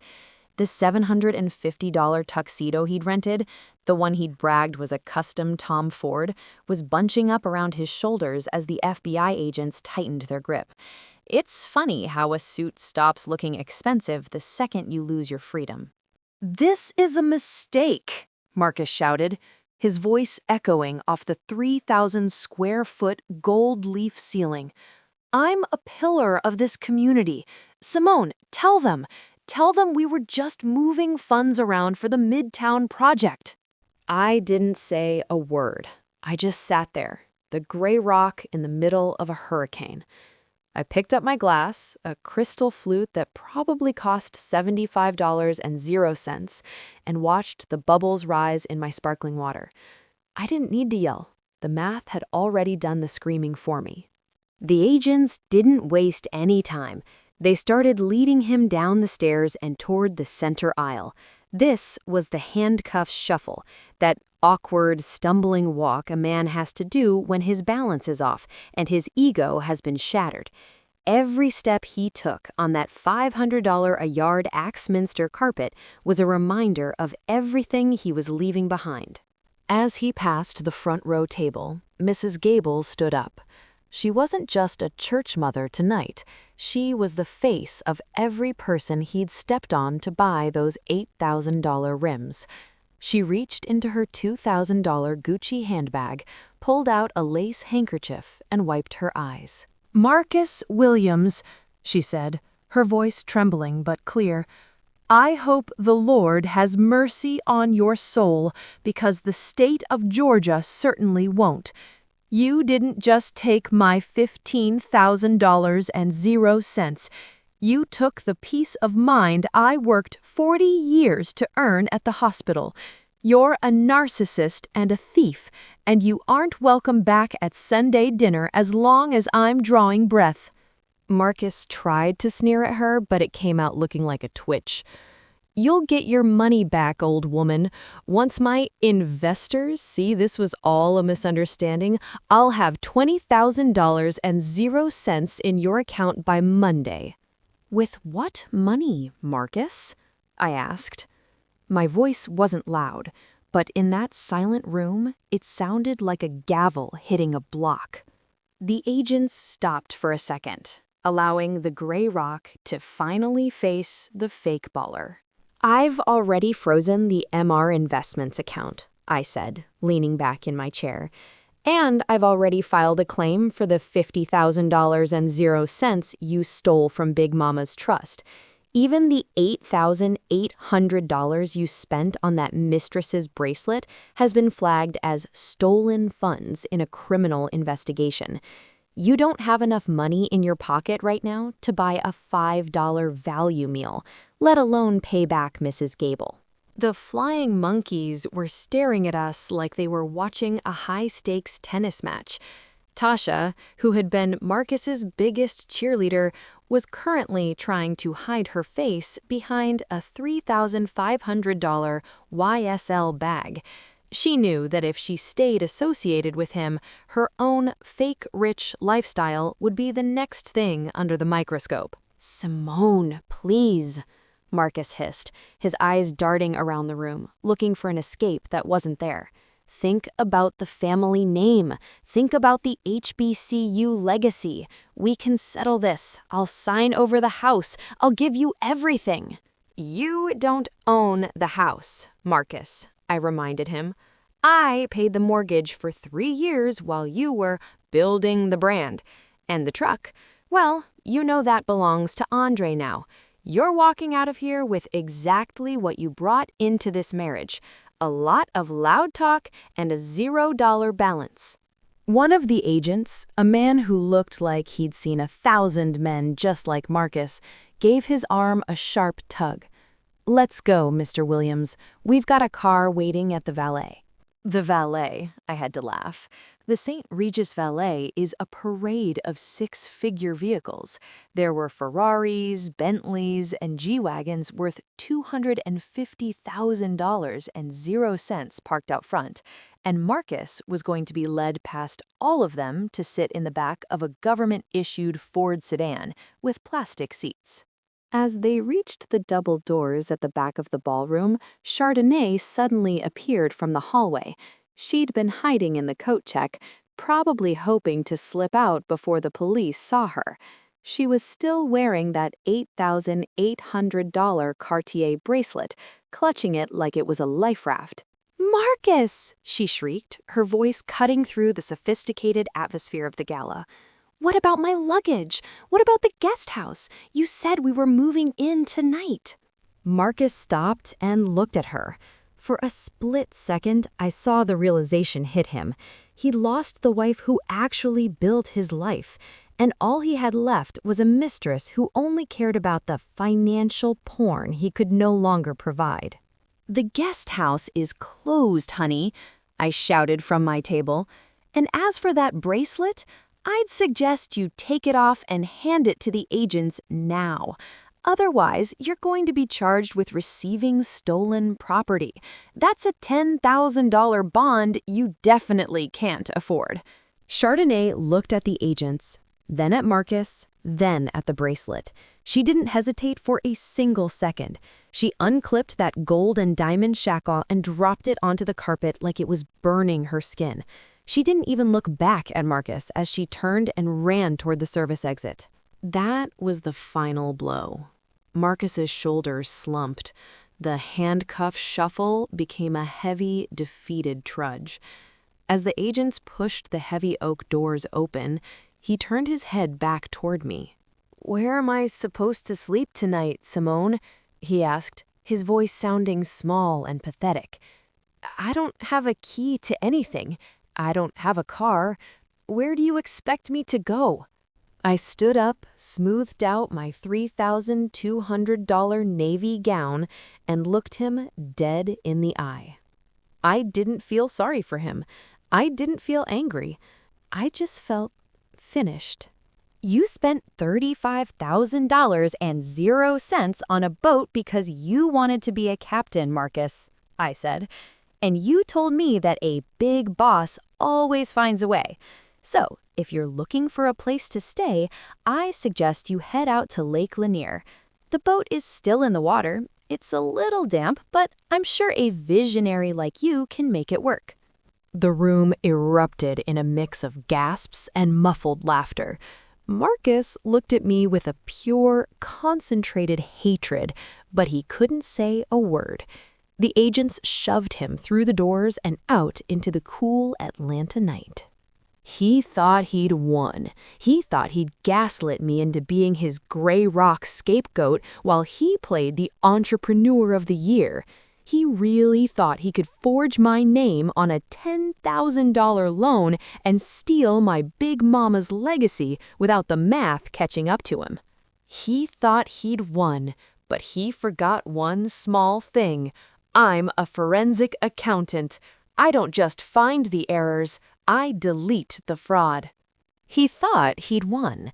But as I sat back down to finish my meal, I realized the best part of the whole night. The handcuff shuffle wasn't just his exit from the gala. It was his exit from my life. And the only thing I had to worry about now was deciding which $5 million estate I was going to buy with the profits from my new solo life.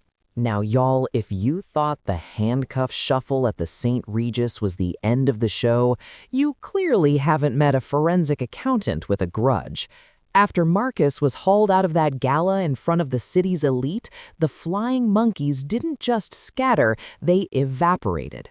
Tasha stopped posting her lifestyle reels, and the investors who were just clinking glasses with him were suddenly the first ones in line to sign the criminal complaints. I sat in the observation gallery of the Fulton County Courthouse 3 months later. I wasn't there to cry. I wasn't there to beg the judge for leniency. I was there in a $2,500 tailored power suit from Max Mara, holding a $10,000 Kelly bag, looking like the personification of the math always wins.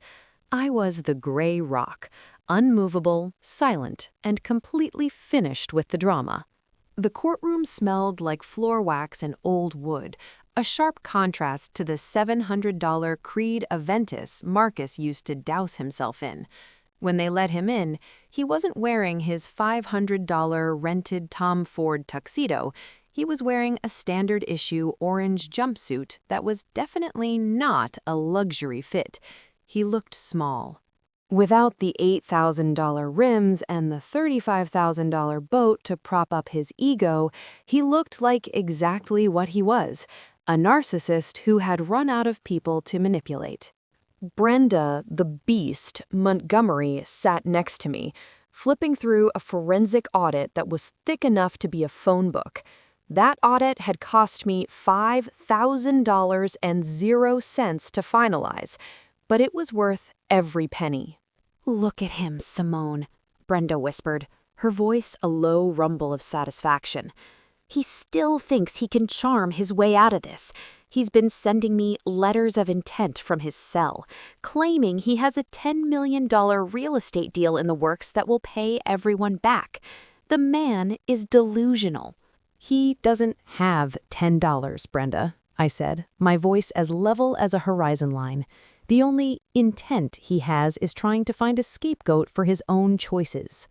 The judge, a no-nonsense woman who looked like she'd seen 1,000 fake ballers in her time, tapped her gavel. Mr. Williams, we are here for the final disposition of the fraud and forgery charges. The evidence provided by the forensic accountant, your wife, is exhaustive. You forged a professional audit. You stole $50,000 and 0 cents from a family trust. You defrauded a senior citizen of $15,000 and 0 cents. What do you have to say for yourself? Marcus stood up. He actually had the audacity to look at me and wink before he started speaking. Your Honor, Marcus began, his voice trying to regain that old big boss boom. This is a case of a marriage gone wrong. My wife is a narcissist who has used her financial authority to trap me. Yes, I moved some money, but it was for us. I was building a legacy. I was trying to give her the life she deserved. I'm the victim of a spousal sabotage campaign. If I'm given a chance, I can settle every debt with $100,000 in interest within 6 months. The judge didn't even look up from her notes. Mr. Williams, the only legacy you've built is a paper trail of felony forgery. You used your wife's professional credentials to scam your community. That's not spousal sabotage. That's a shell game. Then came the legal wipeout. Brenda stood up to present the victim impact statements. She read the letter from Mrs. Gable. She read the statement from the HBCU mentor. And then she laid out the final destruction of Marcus's lifestyle assets. The sinking fund. The $35,000 boat was salvaged, but the repairs were estimated at $20,000 and 0 cents. The bank had already seized it as collateral for the $10,000 forged loan. The beast. The $65,000 F-250 was legally owned by my brother Andre now, and since the sale was for $1 and 0 cents, there was no equity for the court to claw back. The accounts, every MR Investments account, had a balance of $0 and 0 cents. The defendant has no assets, Your Honor, Brenda stated, her heels clicking on the marble floor like a death knell. He has no income. He has no support system. Even his mistress, the woman he bought an $8,800 bracelet for, has filed a restraining order against him for harassment after he tried to get her to pay his $5,000 bail. Marcus's face went from pale to a deep, bruised purple. He turned toward me, his eyes wide and frantic. Simone, tell them you'll pay it. You've got the $300,000 in the trust. You're my wife. You're supposed to be my enabler. My partner. Don't let them take me away. I didn't flinch. I didn't even blink.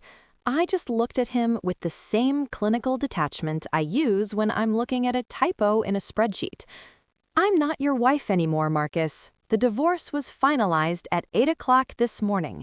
You're a stranger to me.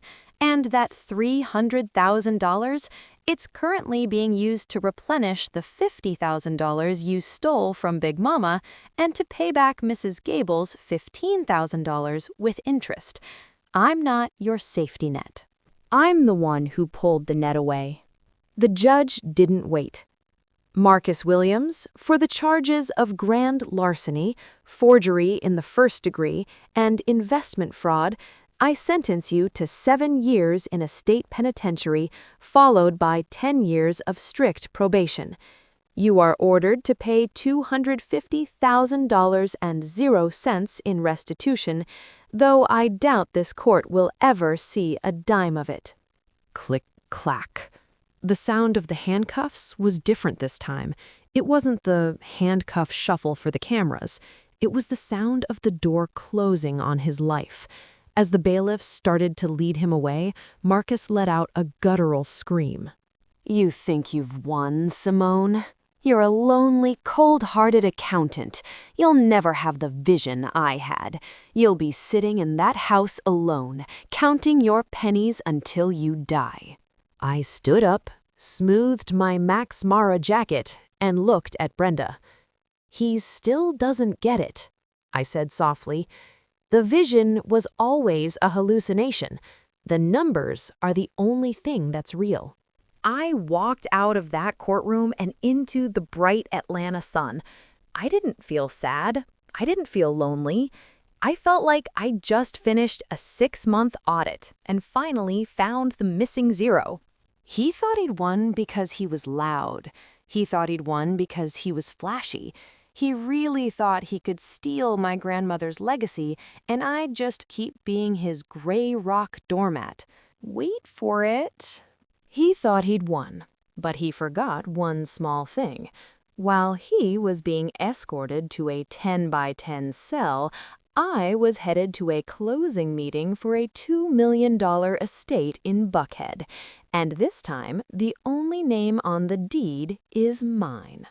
Y'all, I'm sitting here on a balcony that overlooks the entire Buckhead skyline, and let me tell you, the air just smells different when it isn't polluted by a narcissist's lies.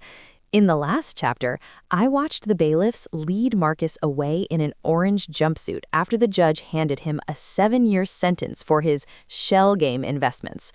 I didn't stay to watch him cry. I didn't stay to hear his last-ditch effort to gaslight the court. I just walked out of that building, called my movers, and closed a chapter that should have ended the moment he touched my grandmother's money. Now I'm standing in a $4,000 a month penthouse that features floor-to-ceiling windows and a kitchen that would make a Michelin star chef weep. It's funny how much space you have in your life when you aren't busy carrying the weight of a man who's trying to be a big boss on your dime. My new place is a masterpiece of financial porn. I'm talking about 2,000 square feet of wide plank white oak flooring and a master bathroom that features a $20,000 soaking tub carved from a single block of basalt. The walls are painted in a shade of white that cost $120 a gallon, and the view is worth every cent of the $3 million valuation of this building.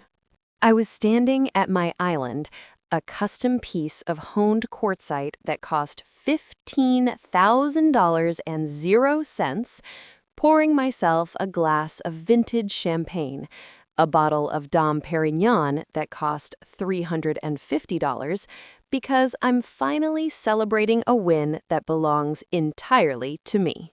My phone buzzed on the counter. It was a notification from the prison messaging app. I clicked it, and there it was, a collect message from Marcus. Even from behind bars, the man had the audacity to ask me for a deposit on his commissary account. Marcus, baby, I know things got heated in court, but I'm in here with people who don't understand the vision. I need $500.00 for my books so I can get some decent food and stationery. I'm writing a book about strategic resilience. We're still a team, right? Don't let the flying monkeys in the media win. I love you." I stared at the screen for a second. The therapy vocabulary was still there. He was still trying to frame himself as a victim of strategic resilience. He really thought that after 7 years of marriage and a $250,000 fraud, I was still the enabler who would fund his lifestyle in the yard. I didn't reply. I didn't get angry. I just hit the block contact button. That's the thing about no contact. It's not a negotiation. It's a deletion.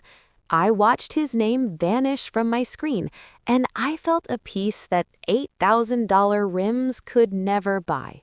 The doorbell rang, and in walked Andre and Mrs. Gable. I'd invited them over for the first Sunday dinner in my new home. I wasn't cooking in a cast-iron skillet today, though. I'd hired a private chef for $1,200.00 to prepare a meal that honored Big Mama but had that Buckhead flair. We're talking about truffle-infused mac and cheese, braised short ribs that had been slow cooking for 12 hours, and a peach cobbler made with fruit from a private orchard. Mrs. Gable walked over to the window, her hand clutching a new silk scarf I'd bought her for $500 as a thank you for her bravery in court. "Simone, honey," she said, her eyes wide as she looked at the city lights. "Big Mama is looking down on you right now. She always said you had a Buckhead spirit in a Cascade body. You took the bricks he threw at you and built a skyscraper." "I just did the math, Mrs. Gable," I said, handing her a glass of sparkling cider. "And the math said Marcus was a liability I couldn't afford to carry anymore." Andre was standing on the balcony, looking down at the street. "The beast is parked downstairs, sis," he said with a grin. He was talking about the F-250. He'd kept it in pristine condition. "I had the matte wrap redone. It cost $2,800, but she looks brand new. You want the keys back?" "Keep them, Andre," I said, leaning against the counter. "That truck represents a version of me that let a man play big boss while I played gray rock. I've got a new SUV downstairs, a $110,000 Range Rover with my name on the title and a $0 balance on the loan. I'm moving forward, not backward." We sat down to dinner, and for the first time in years, the conversation wasn't about investments or lifestyle brands or Marcus's latest Entrepreneur of the Year scam. We talked about boundaries. We talked about the peace that comes when you stop trying to fix people who are committed to being broken. "You know," I said, looking at my brother and the woman who had become like a second grandmother to me, "I spent so long being the boring one. I let him call me simple because I wanted to keep the peace. But I realized that the only person I was keeping the peace for was him. I was at war with myself." "That's the narcissist trap, baby," Mrs. Gable said, taking a bite of the short ribs. "They make you feel small so they can feel big. But a man who has to steal to stand tall is just a thief on stilts." As the sun began to set over Atlanta, painting the sky in shades of gold and purple that looked like financial porn come to life, I took a moment to reflect. Marcus was currently sitting in a cell that probably smelled like bleach and regret. He was probably telling his cellmate about the $10 million deal he was going to close the second he got out. He was still chasing the fake baller dream, even when the reality was a steel cot and a plastic tray. I, on the other hand, was sitting in a home I earned, surrounded by people who loved the gray rock version of me just as much as the lead scriptwriter version. I had recovered the $50,000.00 for Big Mama's legacy. I'd made sure Mrs. Gable got her $15,000 back with interest, and I still had a private portfolio worth over $300,000.00 that was growing every single day. The math wasn't mathing for a long time in my marriage, but once I subtracted the narcissist, divided the assets, and added some self-respect, the ledger finally balanced. My name is Simone. I am 32 years old, and I am no longer anyone's enabler. I stood up and raised my glass to the window. To the women who are currently sitting at a Sunday dinner table, listening to a man tell them they don't understand big money while he's spending their paycheck. To the women who are being gray Brocks just to survive the day. The math finally added up, I whispered to the glass, and the answer was always me.